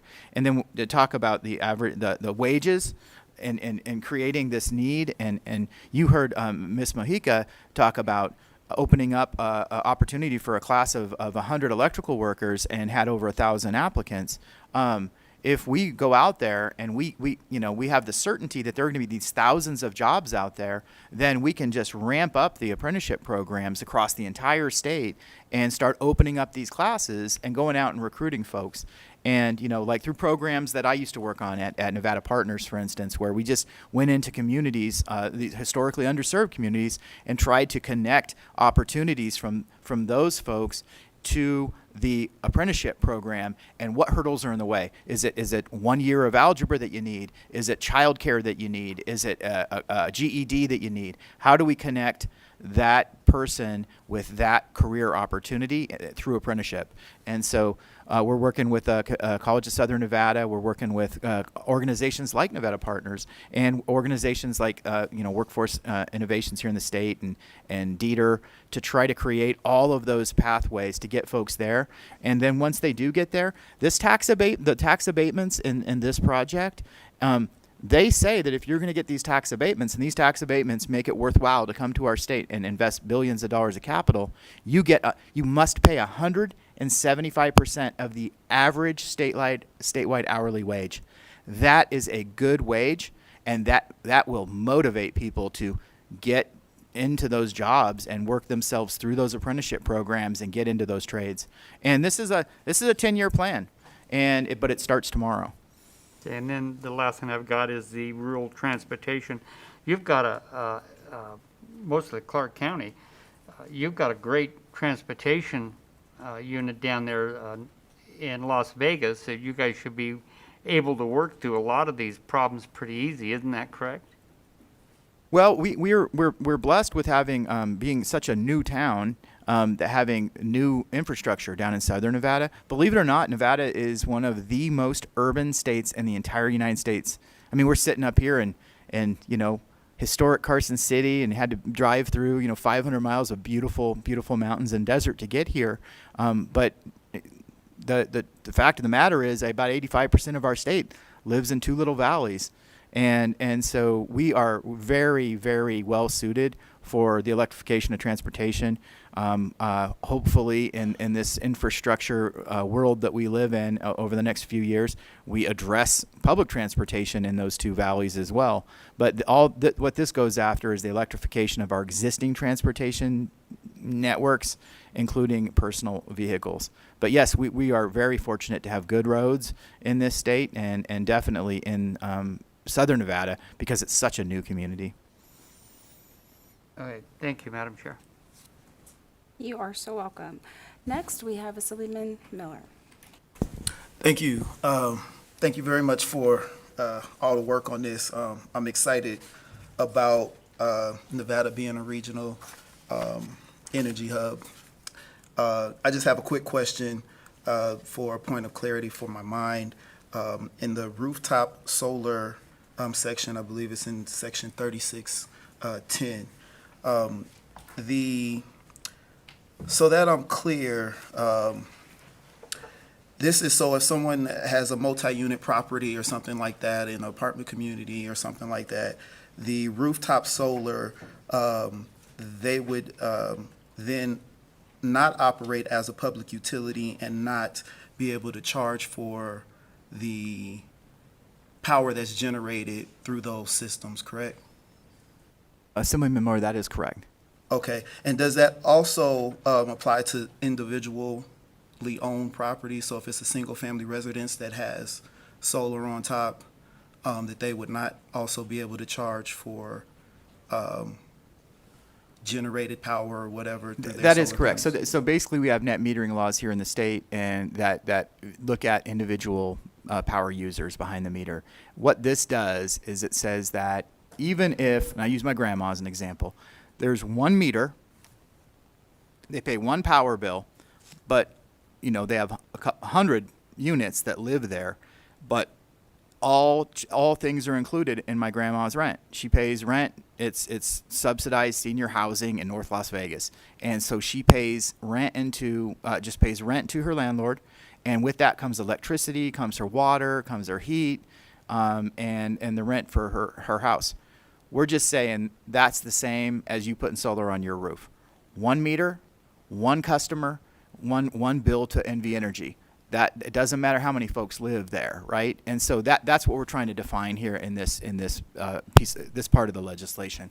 Okay, cool. And I think that's great. I just for clarity for me, again, it says that they are individually metered. So like in the scenario that you described, there's one bill that's, I'm assuming, for the entire property. Correct. But if there are multiple units and each unit has, its own meter, that does not fit in this. That is correct. This does not address that. In that scenario, each individual person has their own meter, has their own account with the electric utility, whoever that might be, and they don't own the roof. If you think about it just logistically and how you would accomplish that, it doesn't really lend itself to this type of cogeneration.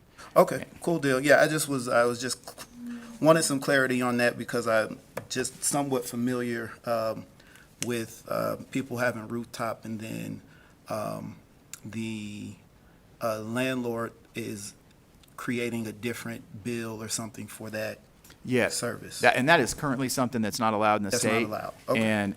And Perfect. not something that I necessarily support being allowed in the state, because I think there's a lot of opportunity for a lot of mischief in that business model. Perfect. Thank you. I just wanted that clarity between the units and how it was defined for my, again. Thank you. Thank you. Assemblywoman Brown May. Thank you, Madam Chair. Thank you, Senator. I do very much like this bill, and I appreciate your amendment.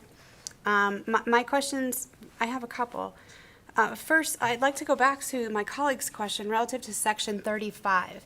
And please forgive where this question comes from. I've had an opportunity to learn a little bit about public utilities in general, serving on this committee throughout the course of this session, and I've really enjoyed that opportunity. It's my understanding from other presentations that we've received that public utilities, when they're going to develop infrastructure, such as a big project like this, the utility itself would present the plan to the Public Utilities Commission, and then it would go out for public hearing and then feedback and commentary before it's approved. So then we would assume, or we would believe at that point, that all of those expenses in that plan have been vetted and approved. Is that true? Not necessarily, but Mr. Johnston would be able to answer that far better than I. Thank you for the question, Assemblywoman Brown May.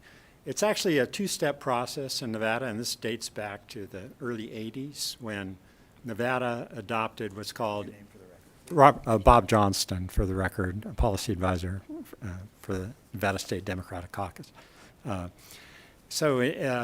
really what happened, it's called integrated resource planning, but what that did was bring the public utility into big management decisions by the utility. Before that, the utility would make a decision, they'd accomplish that act, and then it would really come to the commission really for the first time for detailed review after the fact. And by then, the deed is done, and so you get these after the fact disallowances of expenses. So what happened with resource planning, it's been around Nevada coming up on 40 years now, is the utility commission is brought in on the front end. And so the utility comes into the commission with its triennial integrated resource plan and requests approval under the 3-year action plan to take certain acts, on the supply side or demand side. And they get an approved plan, and once that plan is approved, those actions are deemed prudent. So that's step one. Step two is they have to go actually build the plant, build the transmission line, implement the energy efficiency programs, and then cost recovery happens for most costs in a general rate case. That's step two. They say, okay, you said we could build the substation. We built the substation. Now we want to roll it into rates. At that second step, they have to prove to the Utility Commission that the action, which has already been deemed prudent, was implemented in a prudent and reasonable fashion. So that's really how the process works. Thank you. Thank you for that clarification. I appreciate it. I just have one follow-up. Thank you, Madam Chair. I believe that I heard Mr. Potts say that there is a $1.44 return on every dollar invested. And I just want to make sure that I heard that clearly. For every $1, we get $1.44 in return. Thank you, Ms. Brown, or Assemblywoman Brown May. That is correct. Mr. Potts did say that, and he was referring specifically to the transmission line investment. And there is leveraging investments that that we're not even talking about there. So he's talking about specifically the transmission line investment, not even the industries that it could draw or the renewable energy generators that might hook up to it.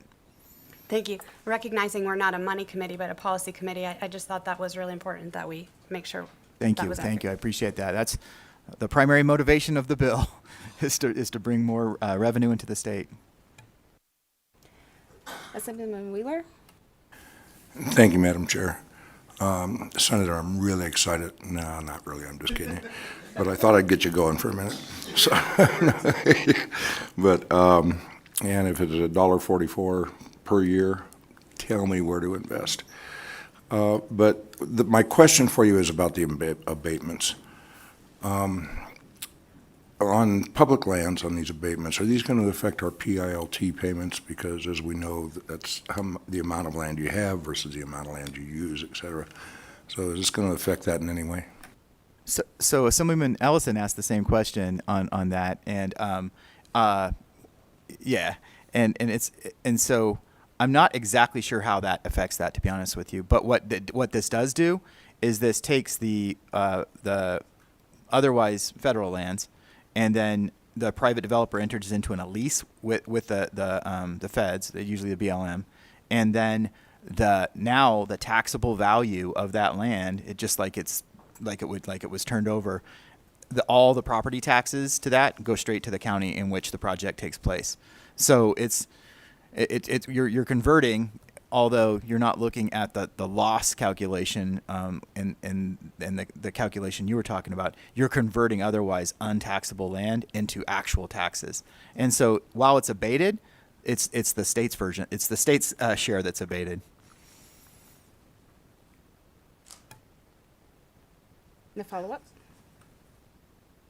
No, ma'am. I'll find out and let you know. Sounds good. Assemblyman Watts? Thank you very much, Madam Chair. I think I might be the last person on the committee that hasn't asked a question yet. So, again, thank you for the thorough presentation of a thorough bill. First, I just want to again put a quick comment on the record that I support and appreciate a lot of the work that's been done in terms of incorporating equity into this bill and into policies in general. It wasn't very long ago that I think, 4 years ago, it was before I arrived in the body, but we were working to make sure there was 5% of programs going to low-income communities. So I agree with you, and I look forward to working with you to continue to increase that. I would love to see a larger figure as well, but I appreciate that we're continuing to expand our commitment to assist the communities that need it the most and can really benefit the most in economics and health, comfort, and a lot of other ways from prioritizing some of these investments, whether it's in energy efficiency or transportation electrification. So, having worked on some of this stuff before, we've seen how when we don't build those things into policies, sometimes they just don't get distributed in the way that they need to address some of those issues. So I just wanted to make sure to put my appreciation on the record for your work to make sure that we're building that into our policies moving forward. One question that I did want to ask is around the transportation electrification.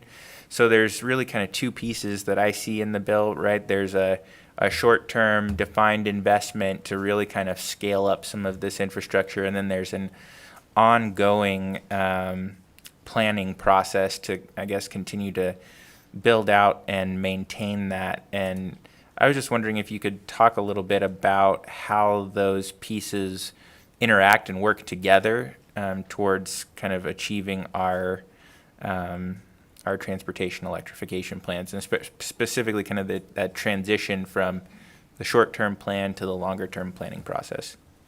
Thank you for the question, Assemblyman Watts. And first, I'll start with the conversations around equity and the conversations around how we look at Nevadans and who benefits from what is it's not a new conversation, but it's really matured in the last couple of years. And I know just in the last 3 sessions, the most significant improvement in that process for me has been in the work that was done really over the summer. Like, I was having conversations with many people on this committee about this exact bill over a year ago, right? And it just, you got to get right, you got to pick the right time. And so in that process, the most, I think, significant improvement and progress that was made was coming up with definitions of historically underserved communities, but with data to back that up. And so it's just really hard to say, like, I want to help, everyone, or when I would do X, Y, and Z. We put words on paper in this building, and then those words turn into laws that turn into actual actions. And so putting words that will actually turn into actions is sometimes the hardest thing to do. And I just, am so grateful for the team that I worked with, yourself included, Rudy at Chispa, and the whole NRDC team and WRA, like, just helped me get to a place where we now have words on paper that will achieve those goals, hopefully. And so that being said, it is 2 parts. It is definitely 2 parts, but they do complement each other. And so the first is those targeted investments in certain sectors, but we know it's not going to be enough, and we know it's not going to really satisfy the needs of any one of those sectors. But that first investment will be a learning for us as we go into that second planning process, and that coupled with the community engagement of what the need is and what we put out there and see what gets utilized. None of this is good for anyone if it doesn't get used. So just putting up a charging station at some place because somebody in some room or some guy like me thought it was going to do the right thing for the right people doesn't do anybody a bit of good. And the only way that these things really benefit all of us, including folks who don't have electric vehicles, all ratepayers, is by getting the absolute highest level of usage. And so that should be our primary consideration. And then we should say, how do we do that? Yet how do we help communities who need the help the most? And how do we create opportunities for communities that need the opportunities the most? We're going to learn that through this first piece, I think, and I think that will inform the long-term planning process, which is the second piece. Thank you. I appreciate that. So just to really clarify, so we're going to make this investment, and that's going to give us enough kind of information from the projects that we'll be seeding with that we can step back and evaluate and really figure out which things are working really well, which things aren't, and then moving forward, continue to make investments using that knowledge to make sure that, again, they're getting high utilization, which also helps ensure that the ratepayers are being protected, because high utilization means that that we're actually bringing in a return on the use of that infrastructure that makes sure that doesn't put additional cost on the ratepayers. Is that kind of how you see it going? That's exactly how I see it going. And we know what we think we want to achieve, but we don't always know exactly how to do that. And so there's some really smart people, both at the utility and at the Public Utilities Commission, that look at these things, and they're using data of traffic data and where people are, and and things like that. And so they're far smarter than I am on where they should cite these, but we'll definitely get definitely a learning experience from that first investment to really inform how we make our next investments through a long-term planning process. That's great. I really appreciate that. And one other question I wanted to ask real quick is just around federal funding. So I saw that I think in the transmission portion of the bill, there's a reference about trying to utilize federal funding where possible. Obviously, there's a lot of conversation about federal resources in this building and in general. And so I was just wondering if you could speak to that, and then knowing that there is the transportation electrification and other aspects, just your perspective on what are the opportunities that we have to utilize potential federal infrastructure funds to support the programs that are envisioned within the bill. Thank you for that question, Assemblyman Watts. And it kind of goes without saying that if federal funds become available, they need to go to this, but we felt like we said it and wanted to say it anyway. And there's precedent for this. So I could see, the Biden administration and this Congress saying, okay, we want to encourage transmission. And the way we want to encourage it is not necessarily write checks to transmission companies, but they could say the 26% investment tax credit that currently exists for renewable energy assets, apply that to transmission lines. And that's actually a bill moving through Congress right now. And if you were to apply that, then all of a sudden the CapEx on this whole project in front of you just went down 26%. And well, it's not exactly 26%, but the 26% tax value would be applied to this project. And we just wanted to make sure that we made sure that that was something that we were directing the utility to do. And there's precedent for it. If you recall, early in the Trump administration, there was a large corporate tax cut that took place. Well, that affected the utilities in our state, and the public utilities came in and said, here's the tax cut, you got X amount of dollars from it, give that to the ratepayer. And so that's the kind of thing that we're trying to kind of direct, and so that if federal funds became available, they're to the benefit of the ratepayer.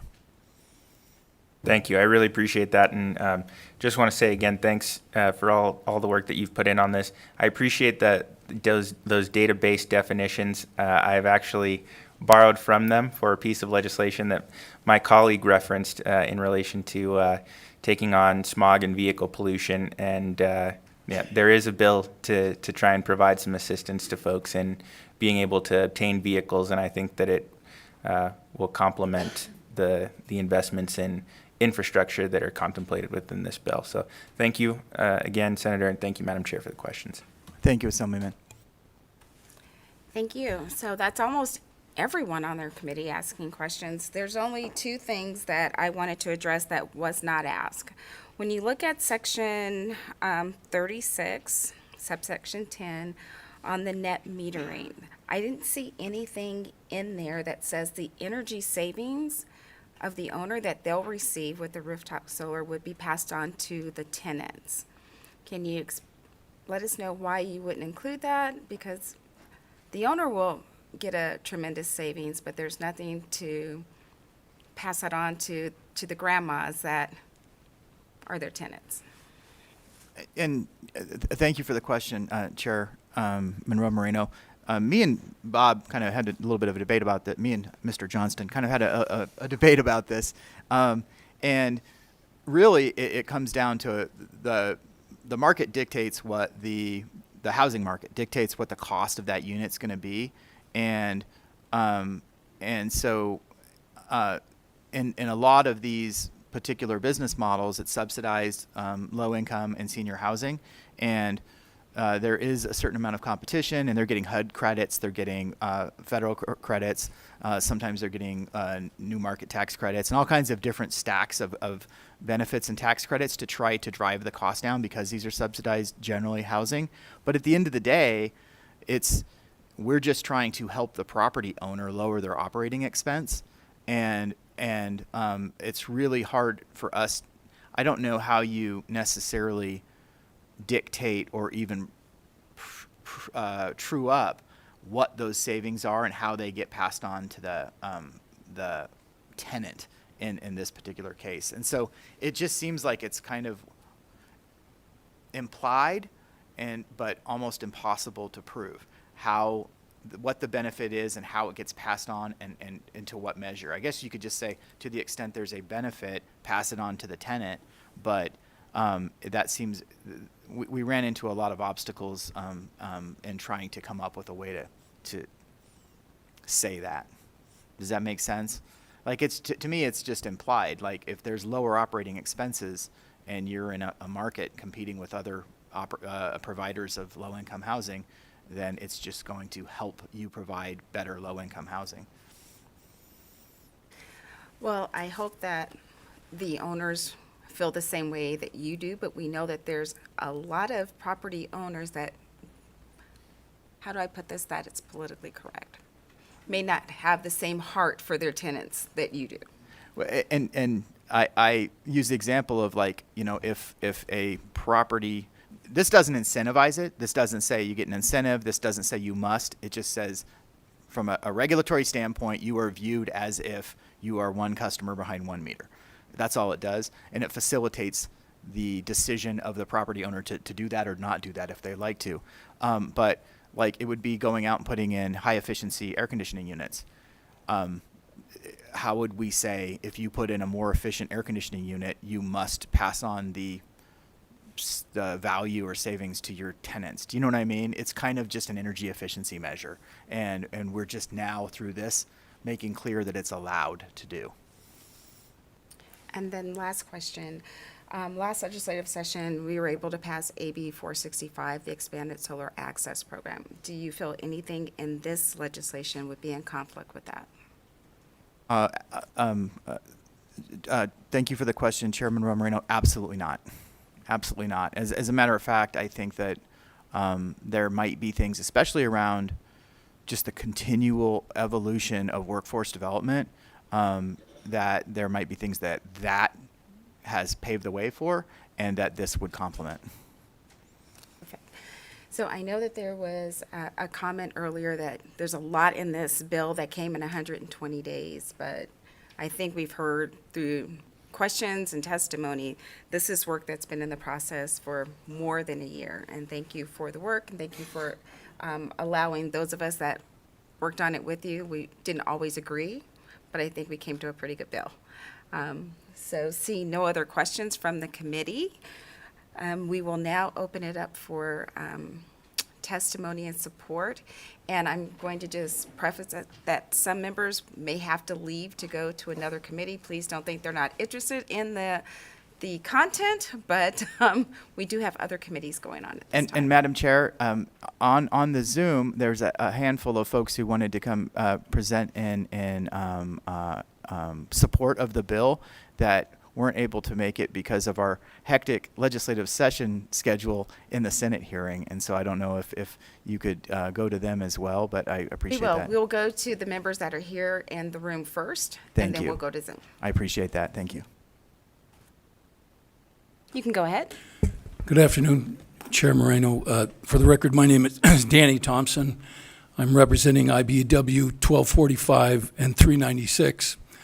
These are the workers who will construct this green link that you see there. I would tell you these jobs are not for everybody. They're very dangerous jobs. If you're afraid of heights, you can't do that job.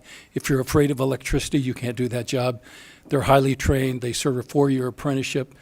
And we're excited about opening up the apprenticeship program to more apprentices that we will train to do this work. Because not just those 4,000 jobs you're talking about. If you look at that map really close, the benefit to rural Nevada can't be understated, because all of those zones that are identified on that map are potential renewable generation sites. And that's the other thing that Nevada has. We've got a lot of gold mines, but we've got a lot of places. If you look at a map of America, that's the best you're going to get when you look at solar opportunities and renewable generation. And so this is an exciting new opportunity. And I have to tell you, I first met Chris Brooks 21 years ago when he was just out of the apprenticeship program, and he was promoting solar then. And so literally this guy's he didn't just start doing this when he got here. He's done this his whole life. And we want to thank him for introducing this bill and urge you to support it. Thank you. Thank you. You can go ahead. Thank you, Madam Chair. My name is Matt Griffin with the Griffin Company. I'm here today on behalf of my client, Switch. Switch is a global technology infrastructure corporation and has been named in the top 10 of global leading companies for its investment in utilizing solar energy by the Solar Energy Industries Association. We've been powered by 100% renewable energy since 2016, and the next coming years will be powered by Rob Roy's Gigawatt 1. I'm here today on behalf of Switch to offer our strong support for this legislation, SB 448, as it represents Nevada's ongoing commitment to making Nevada a renewable energy leader regionally and nationally. Nevada needs more transmission infrastructure for renewable energy and more storage to meet our sustainable energy goals and to become a key regional player in the clean energy future.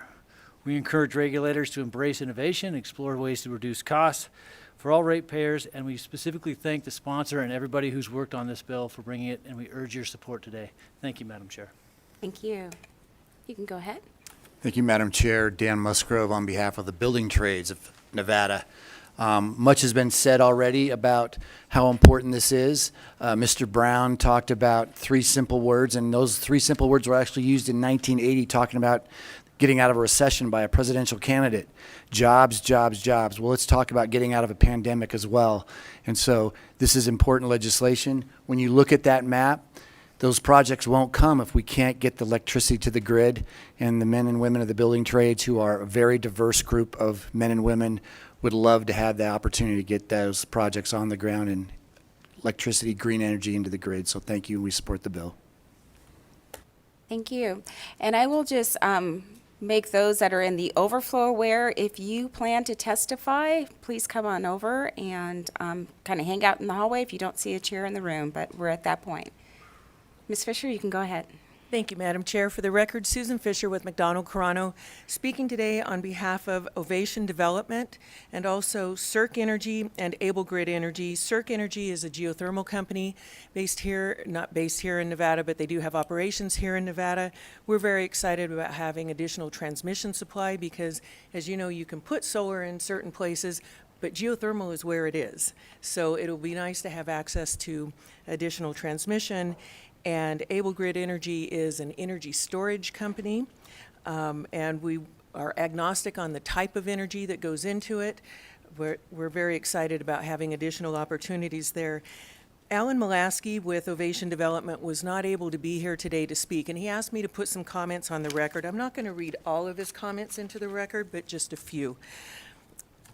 He is the CEO and founder of Ovation Development, and Ovation has built and managed over 8,000 apartment homes in southern Nevada, and they have about another 2,000 homes in the works right now.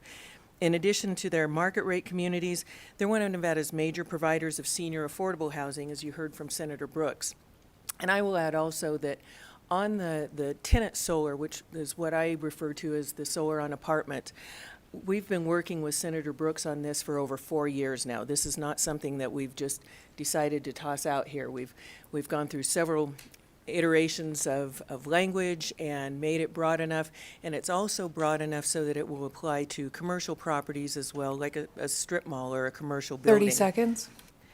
The Mulaski family has been advocates of renewable energy since 1979, and that's the year that Alan Mulaski built 3 passive solar homes, the first ever built in the country.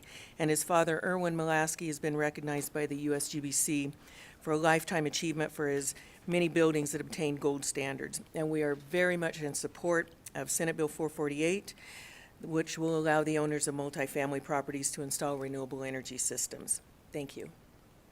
Thank you. We'll have 2 more people here in person, and then we're going to go to Zoom to be fair. Thank you, Madam Chair. Mackenzie Warren with McDonald Carano on behalf of the Nevada State Apartment Association. Madam Chair, to address your question directly about Section 36, I had the opportunity to text my executive director and said, we're here in support because we plan on passing on this savings to our tenants. I got a quick yes. We are 162,000 units. We are 67% of all multifamily. And Ovation Properties is one of our largest members. It is their intention to implement this in their senior living. So the example of Chair Brooks's grandmother in North Las Vegas, that is the intent of Ovation. Anytime we can stabilize operating costs, we're going to stabilize rent. Apartment communities are large power users. We use power to keep the lights on in our parking lots, in our community spaces, hallways, the pool, the gym. And just anecdotally, I think apartment shopping looks different. I think these days folks are looking for greener, more sustainable living options, and those living in apartments should have access to those greener, more sustainable options. We're happy to support. Thank you. Thank you. Chairwoman Monroe Moreno, Vice Chair Watts, members of the committee, my name is Tom Polakalis. I am representing the Western States Hydrogen Alliance, which is a trade association comprised of some of the national and international leaders in deploying hydrogen fuel cell and related technologies. Excuse me. The Western States Hydrogen Alliance finds that this is a bill which is very complementary with the development of hydrogen technologies. Senator Brooks alluded to some of those, particularly in the storage of energy. Hydrogen has been identified by the National Renewable Energy Lab as perhaps the ideal long-term storage option. We're also pleased to see that NV Energy and other stakeholders are beginning to look at hydrogen technologies, which represent another huge economic opportunity in the clean energy space. So with that, thank you for your time and indulgence. We're pleased to support SB 448. Thank you. Thank you. You will be our last one here in person. We're going to go to Zoom. To be fair, that was the question that Senator Brooks had asked. I guess they didn't get to participate by Zoom on the Senate hearing. Thank you, Madam Go Chair. ahead. Committee, I promise to be brief. For the record, my name is Baird Fogel, and I have the privilege of serving as counsel to Haas Automation. I'm here on behalf of Haas today in support of SB 448, and specifically sections 45 to 47 of the Economic Development Rate Rider, or EDRR. As many of you may not know, Haas is a machine tooling and manufacturing company that is planning to build a manufacturing facility in Nevada that will provide around 2,000 high-paying skilled labor jobs that are deemed essential and therefore pandemic-proof. The provisions of sections 45 to 47, which extend the EDRR to 2024, are a key component in the company's consideration in making Southern Nevada a new manufacturing hub for the company. We look forward to working with local and state officials as we continue to develop our plans, and we thank you all for your consideration of this important legislation. Thank you. Thank you. And with our broadcast staff, please key up those that are in support that are on Zoom.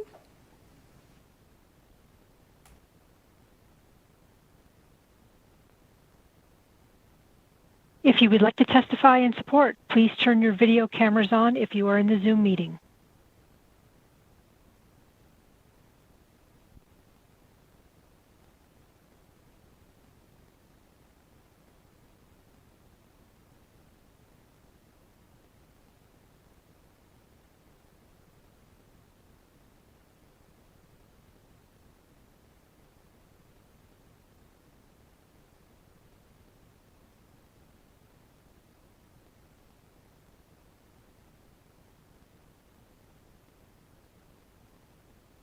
Chair, who would you like to speak to first?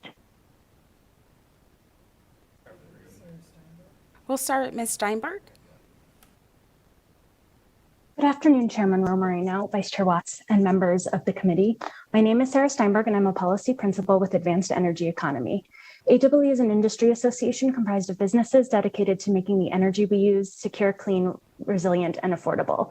We also manage the Advanced Energy Buyers Group, which represents the interest of large electricity consumers interested in meeting clean energy goals. I appreciate the opportunity to be before you today to support SB 448 and the provisions that move Nevada towards participation in a Western wholesale energy market. also known as an RTO, a regional transmission organization, and thank Senator Brooks for bringing this bill forward. A Western RTO should be a priority for all states that have committed to ambitious clean energy goals and want to achieve those goals in an efficient, cost-effective, and reliable way. This bill will position Nevada as a leader and give the state a prominent voice in the design of the market to ensure maximum economic gains flow to the state. An RTO offers many benefits, most importantly that it will lower future energy costs for all ratepayers and lower the energy burden of customers for whom electricity is a significant monthly expense. It does so by harnessing competitive forces and creating a platform to share excess low-cost resources, often renewables like solar and geothermal, around the region. The sharing displaces higher cost and dirtier resources and allows for more affordable renewables to come online. It also coordinates infrastructure planning and more efficiently uses existing infrastructure. Other benefits include increased grid resilience. If Nevada's power plants face unexpected weather, like we saw in Texas, the state can import energy to continue serving its customers. An RTO will facilitate the development of new transmission lines, solar, wind, and geothermal resources in Nevada, adding to the state's tax base and creating good paying jobs. Finally, large energy users and data centers are increasingly looking to expand into states that give them access to low-cost, reliable, and clean electricity. These companies prefer locations within an RTO, which enable more renewable and affordable purchasing options to power their operations. SB 448 makes Nevada an attractive destination for these large employers. There's no time like the present to start planning for the grid of the future, and SB 448 sets the state up for success for decades to come. Thank you very much for your time. Thank you so much. Can we have the next person for testimony? There we go. You can go ahead. Thank you, Chairman Monroe Moreno and members of the committee. For the record, Carolyn Turner, I'm the Executive Director of the Nevada Rural Electric Association, and NREA is here today in support of SB 448, and we'd like to thank Senator Brooks for all of his work on this bill. NREA represents the collective interests of 10 consumer-owned utilities throughout the state of Nevada, which are democratically governed and operated on a not-for-profit basis. Each utility is motivated first and foremost to provide safe, reliable, and affordable electric service to the communities it serves. Local governance has resulted in the deployment of innovative solutions by consumer-owned utilities, such as community solar programs, the expansion of EV charging infrastructure in partnership with the Governor's Office of Energy, and early adoption of low carbon energy resources. Consumer-owned utilities have a vested interest in a robust transmission network that supports the economic development goals and vitality of all Nevada communities, both rural and urban. NREA members acquire and deliver electricity independently. However, the majority of our members receive transmission services from NV Energy. As demand on the energy system has grown in our state, congestion has occurred within the confines of existing infrastructure. It's critical that future projects address these capacity limitations and prioritize the needs of native load within our state. In addition to investment in physical infrastructure, SB 448 contemplates the formation of an organized energy market in the West over the next decade. NREA takes no position on any particular market construct at this time. However, we are very supportive of the establishment of the Regional Transmission Coordination Task Force envisioned in Section 31 of the bill. NREA would further like to thank Senator Brooks for including a representative of the consumer-owned utility industry on the task force in recognition of the unique perspective we offer. Our association looks forward to working collaboratively with other stakeholders to ensure that participation in an organized market is with the best interests of all Nevadans in mind. Thank you again, Chair, for allowing me to speak, and happy to answer any questions if you have them. Thank you so much for joining us today, Ms. Turner. Next up, Mr. Zamora. Go ahead. Thank you, Madam Chair and committee members for your time. My name is Rudy Zamora, and I am here on behalf of Chispa, Nevada, an organizing program dedicated to building the power of Latinx communities to have a say in decisions that affect our environment. We had a larger presentation, but due to time, we're going to shorten this. But we helped Senator Brooks come up with the historically underserved communities, and we have submitted an exhibit on how those maps would lay out and what those categories are. But overall, we are here to support SB 448, especially Section 12, that includes the language to ensure that at least 40% of the funding investments in electric transportation infrastructure reach the historically underserved Nevadans who most need the benefits of zero-emission transportation. Due to decades of environmental injustices, low-income and Black, Indigenous, and people of color in Nevada have been more exposed to air pollution, breathing dirtier air that harms our health and raises financial costs. Low-income people of color especially are more likely to live near major sources of pollution like interstates and highways. Investing in zero-emission transportation could go a long way to address disproportionately shared pollution. Our community wants to see these investments in electric vehicles charging infrastructures being made in neighborhoods and in the modes of transportation that we most use, not only electrifying personal vehicles, but also school buses, transit buses, and vehicles used for car sharing. This as well as well-funded public transit can clean up the air and reduce the number one source of the transportation sector. 30 We seconds. also would like to express our support for language requiring 10% of energy efficiency plan expenditures to be spent in low-income households and schools and historically underserved communities. Despite using less energy, low-income households or people of color are spending higher portions of our income paying energy bills. Energy efficiency programs must be targeted and marketed to our communities, and this is the first step to ensure we reduce energy costs and low-income families and people of color in Nevada. Thank you for your time. Thank you so much for joining us today. And with that, there is no one else on Zoom to supply testimony in support. Since we are on Zoom, I'm going to stay there to open the testimony in opposition. Do we have anyone joining us on Zoom to testify in opposition?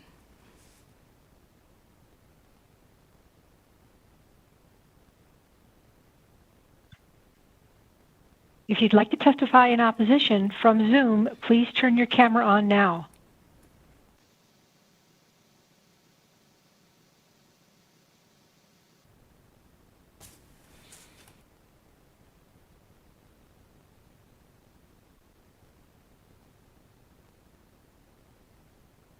Seeing no one on Zoom who would like to supply testimony in opposition, is there anyone here in the room joining us who would like to provide testimony in opposition?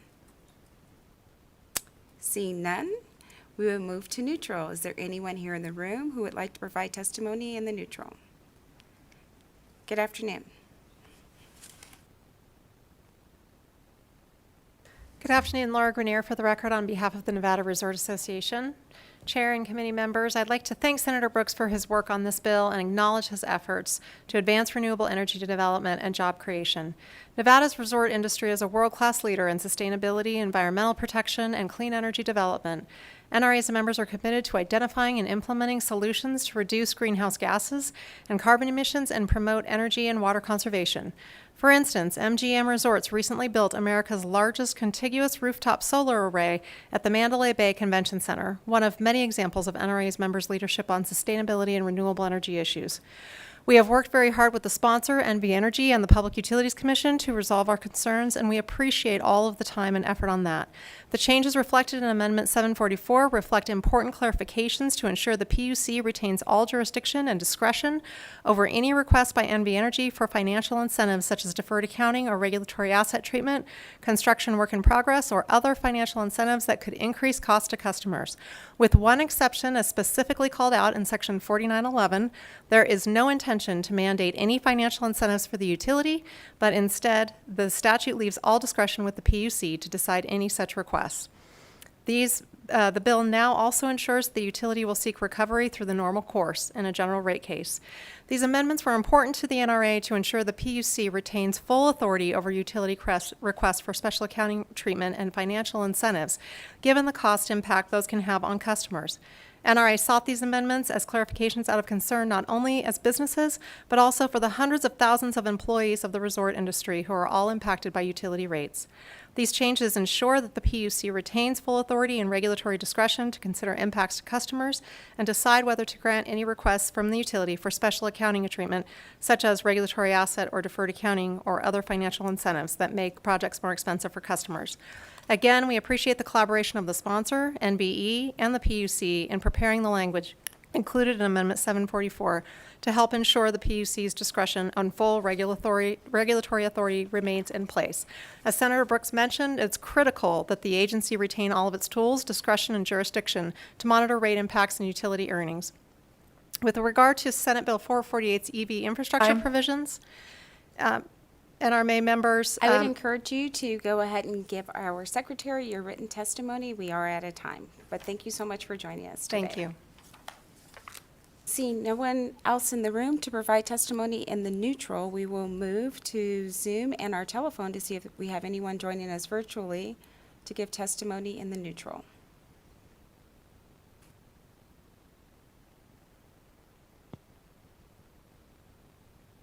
If you are providing neutral testimony from the Zoom call, please turn your camera on now.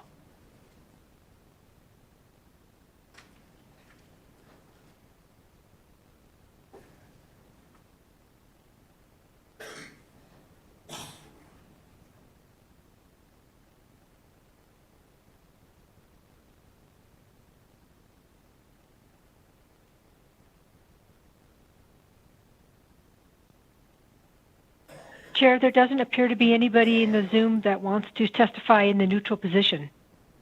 Do we have anyone joining us by telephone who would like to testify in the neutral position? To testify in the neutral position on Senate Bill 4848, please press star 9 now to take your place in the queue.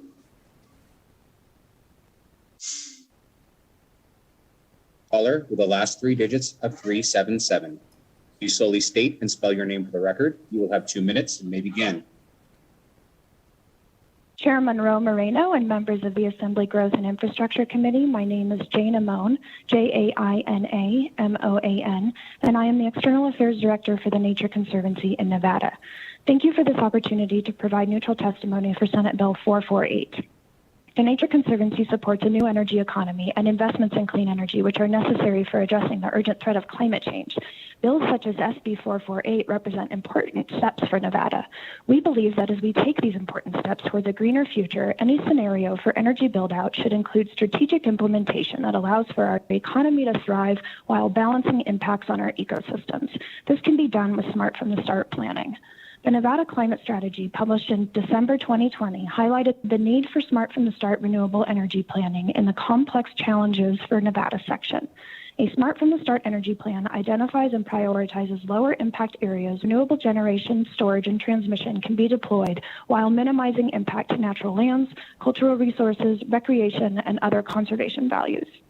Applying such an approach to future transmission plans under consideration in the state will allow us to achieve our climate goals while creating a more efficient, equitable, and comprehensive process. Such a process generates value for all parties by harnessing knowledge from diverse stakeholders. Synthesizing this knowledge improves planning, permitting, coordination, and implementation decisions and increases the odds that renewable projects will minimize costs, maximize economic benefits, and prevent avoidable mistakes. We want to alert the committee to our written testimony. 30 seconds. It describes the benefits of a smart from the start approach to energy planning and offers recommendations for next steps we can take to ensure that we deploy energy resources in a way that minimizes adverse impacts for both people and nature. Thank you so much for consideration of our comments.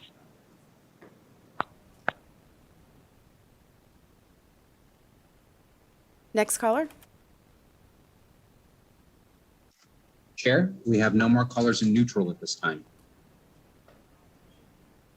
Thank you so much. So when we went through the opposition, I failed to ask if we had any opposition on joining us by telephone. Do we have anyone joining us by telephone who wishes to provide testimony in opposition? To testify in opposition of Senate Bill 448, please press star 9 now to take your place in the queue.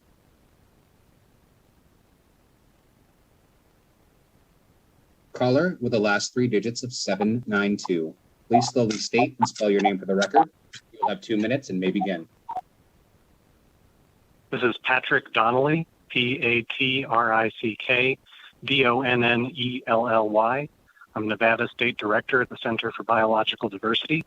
Thank you, Madam Chair and committee members, for speaking in opposition to SB 448 today. There are many elements of the bill that we support, and we're in full support of a rapid transition to a carbon-free future. But the transmission portion of this bill is unacceptable and forces us to oppose. The one thing nobody spoke about today is, where the heck are we going to put all of this renewable energy?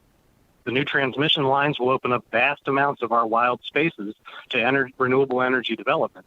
And yes, it's likely that we need to have some sacrifice zones in order to meet our renewable energy goals.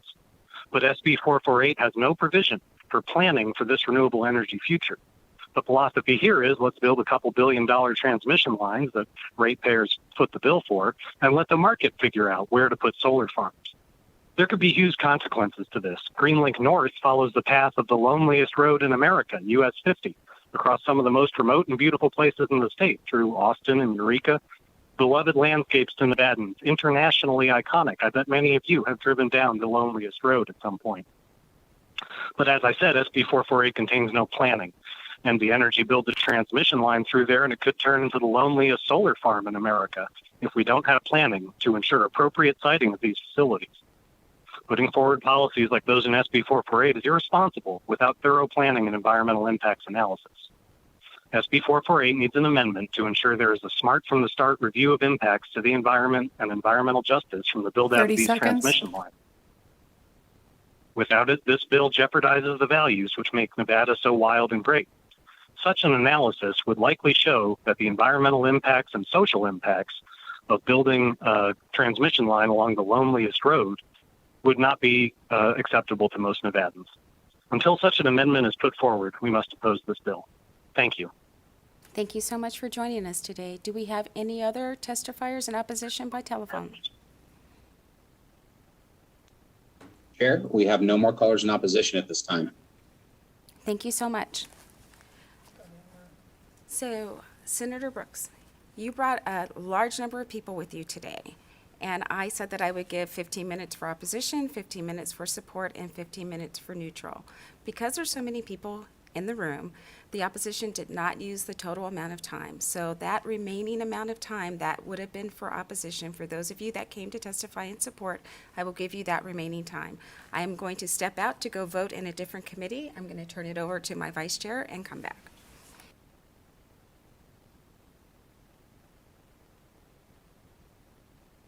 Welcome. You can proceed whenever you're ready. Thank you, Vice Chair, members of the committee. For the record, Jessica Ferrato here today on behalf of SEIA, the Solar Energy Industries Association. For the sake of brevity today, I'm here in support of the bill. I want to specifically highlight the provisions on the RTO. We think that this is going to position Nevada to be a leader across the West. We'd like to thank Senator Brooks for all the work on the bill and look forward to working with all of you. Thank you very much. Welcome, Ms. McKinney-James. You can proceed whenever you're ready. Thank you, Mr. Vice Chair, members of the committee. For the record, Rose McKinney-James. I'm here representing Valley Electric Association. The CEO, Mark Stallings, was unable to attend. I believe during his remarks, the sponsor of the bill mentioned that Valley is the lone utility that is a member of the CAISO. Been very active in the transmission space and the renewable energy space, and we simply wanted to go on record in support of this measure. I will note, if you'll allow, on a personal basis, that I think this is allowing our state to advance in a direction that will continue the leadership that we've established over time. Express my appreciation to you as policymakers for making this the path forward. Express my great appreciation to Senator Brooks. I think he is a bold and important leader in this space, and look forward to continuing to support those efforts and ask for your support of this measure. Thank you. Thank you very much for your testimony. Is there anyone else in the room wishing to provide testimony and support? Seeing none, we could go back to the phone lines. Broadcast Production Services, can we see if we have anyone that's on the phone that would like to testify in support? We still have a little bit of time. Testify in support of Senate Bill 448. Please press star 9 now to take your place in the queue.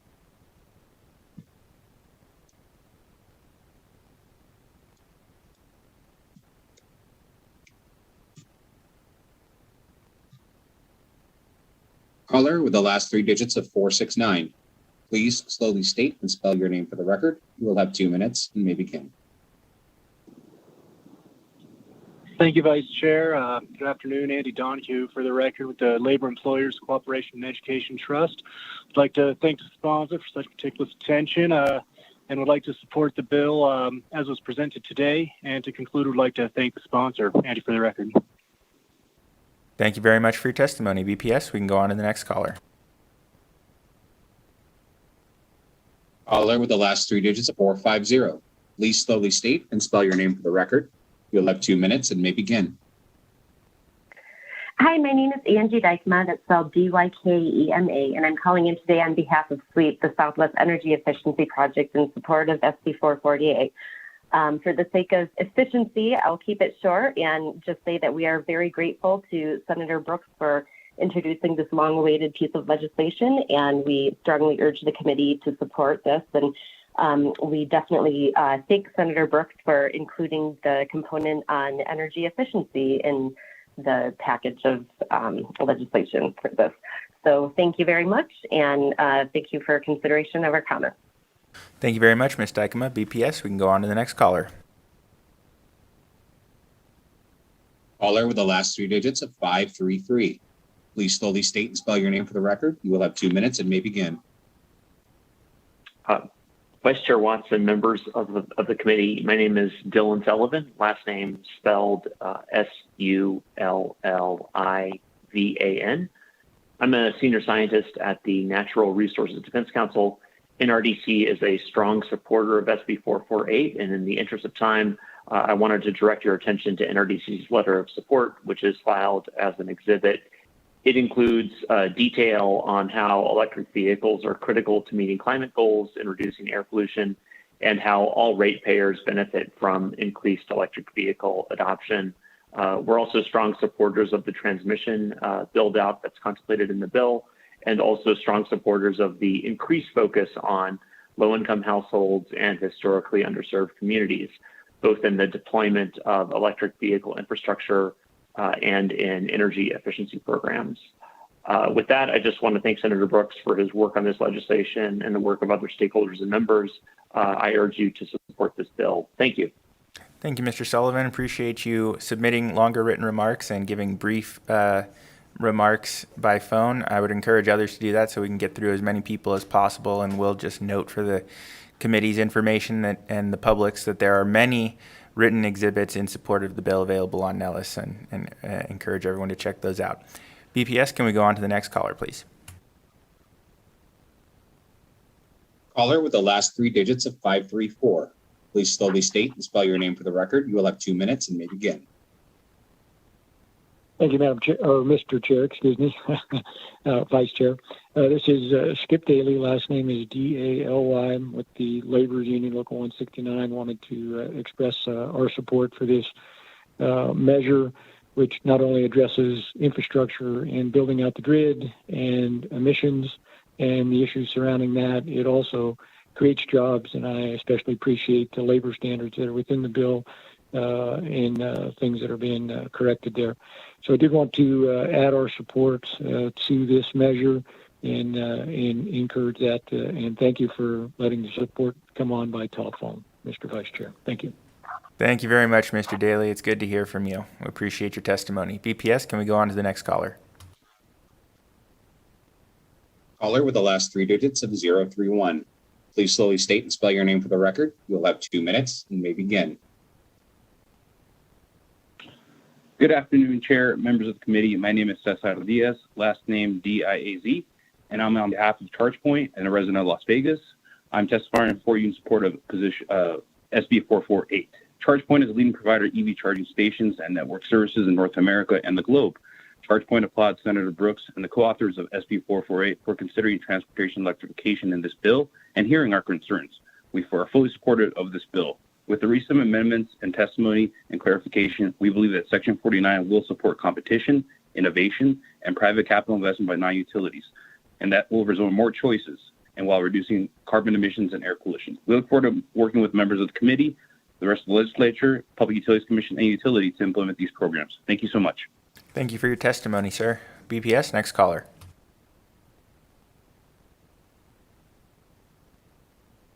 Caller with the last three digits of 282. Please slowly state and spell your name for the record. You will have 2 minutes and may begin.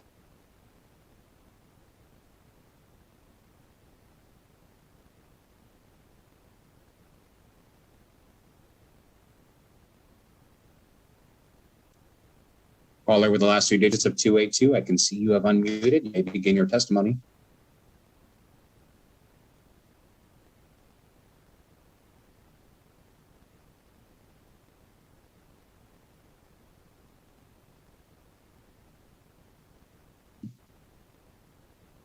Caller with the last three digits of 822. Please slowly state and spell your name for the record. You will have 2 minutes and may begin.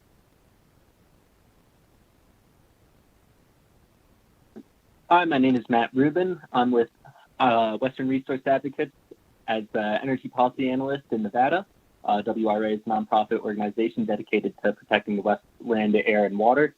WRA would like to thank Senator Brooks for sponsoring this bill. Three issues that we'd like to highlight that WRA supports is expanded transmission infrastructure, enabling the next generation of zero carbon transportation, and implementing a long-term plan for achieving our climate goals. I thank the committee for this time, and have a good day. Take care. Thank you. BPS, can we move on to the next caller? Caller with the last three digits of 822. Please slowly state and spell your name for the record. You'll have 2 minutes and may begin. Hi, my name is Emily Duff. That's DUFF, and I'm representing Ceres. Ceres runs the BICEP network, which is a coalition of 70 major employers across the country. We agree with much of what's been said in support of the bill. I just wanted to note that we have submitted a letter as part of written testimony signed by 7 businesses with operations in Nevada. In particular, this letter outlines the important role utilities have in supporting the transition to transportation electrification.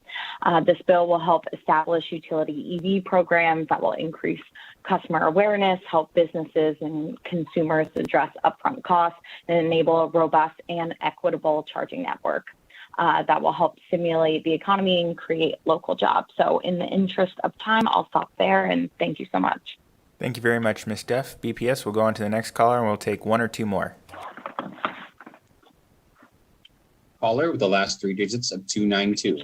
Please slowly state and spell your name for the record. You will have 2 minutes and may begin. Good afternoon, Rob Benner, ROBBENNER with the Northern Nevada Building Trades. We stand in support of SB 448 as a job-creating bill that would help make Nevada a nationwide renewable energy leader and create thousands of good-paying local construction jobs for Nevada's workers. Thank you. Thank you very much for your testimony. BPS, let's go on to the next caller. Caller with the last three digits of 219. Please slowly state and spell your name for the record. You will have 2 minutes and may begin. Hello, this is Wendy Newman, WENDINEWMAN, Executive Director of the Unified Construction Industry Council, and we are in support of SB 448. Thank you. Thank you. I appreciate the brief remarks. I think we can get another one in. BPS, let's see who the next caller is. Caller with the last three digits of 811. Please slowly state and spell your name for the record. You will have 2 minutes and may begin. Vice Chair Watson, members of the committee, thank you for the opportunity to provide testimony today. My name is Elspeth Cordua DiMarzio, CORDUADIMARZIO, and I'm speaking on behalf of the Sierra Club and our more than 40,000 members and supporters statewide in support of Senate Bill 448. Senate Bill 448 is an important step forward to combat climate change, but this legislation will also need to be accompanied by future bold action from the legislature and other regulatory bodies in Nevada to bring equity in the fight for climate justice. Nevadans are on the front lines of the climate crisis with the fastest warming city in the nation, recurring wildfires, and ongoing drought. Climate change isn't something that will impact us in the far-off future. It's impacting our communities and our livelihoods now. For these reasons and others, we support Senate Bill 448 and want to thank Senator Chris Brooks for his work on this piece of legislation. We also provided longer comments, written comments. Thank you. Thank you so much for joining us and for your public comment. And thank you, Vice Chair Watts, for stepping in for me so I could step away. I believe that was our last person for public comment. Is that correct? No, that was our last testimony. Oh, my goodness. We haven't got to public comment? No. You guys should be working faster. Okay, then I guess that's our last one for comment and testimony and support.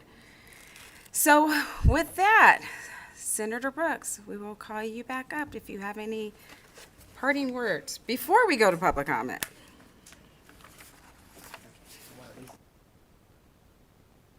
I just wanted to thank you for your thorough and complete and lengthy hearing on this bill, and for your thoughtful questions.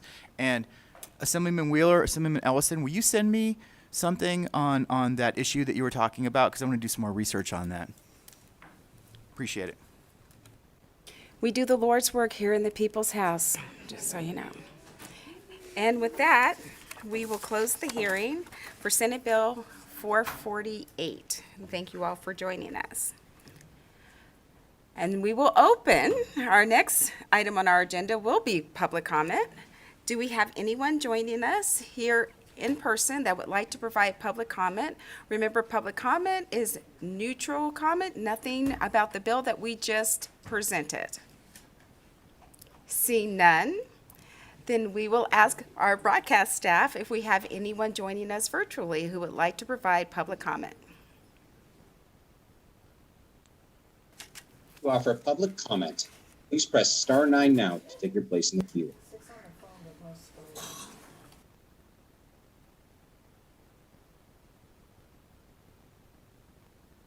Chair, the public comment line is open and working. However, we have no callers at this time. Thank you so much. So members, thank you for your patience and with a great dialogue on vetting this bill today. I truly appreciate that. Our next meeting will be on Thursday, on May 27th. Hopefully we'll be able to start at 1:30. And with that, this meeting is adjourned.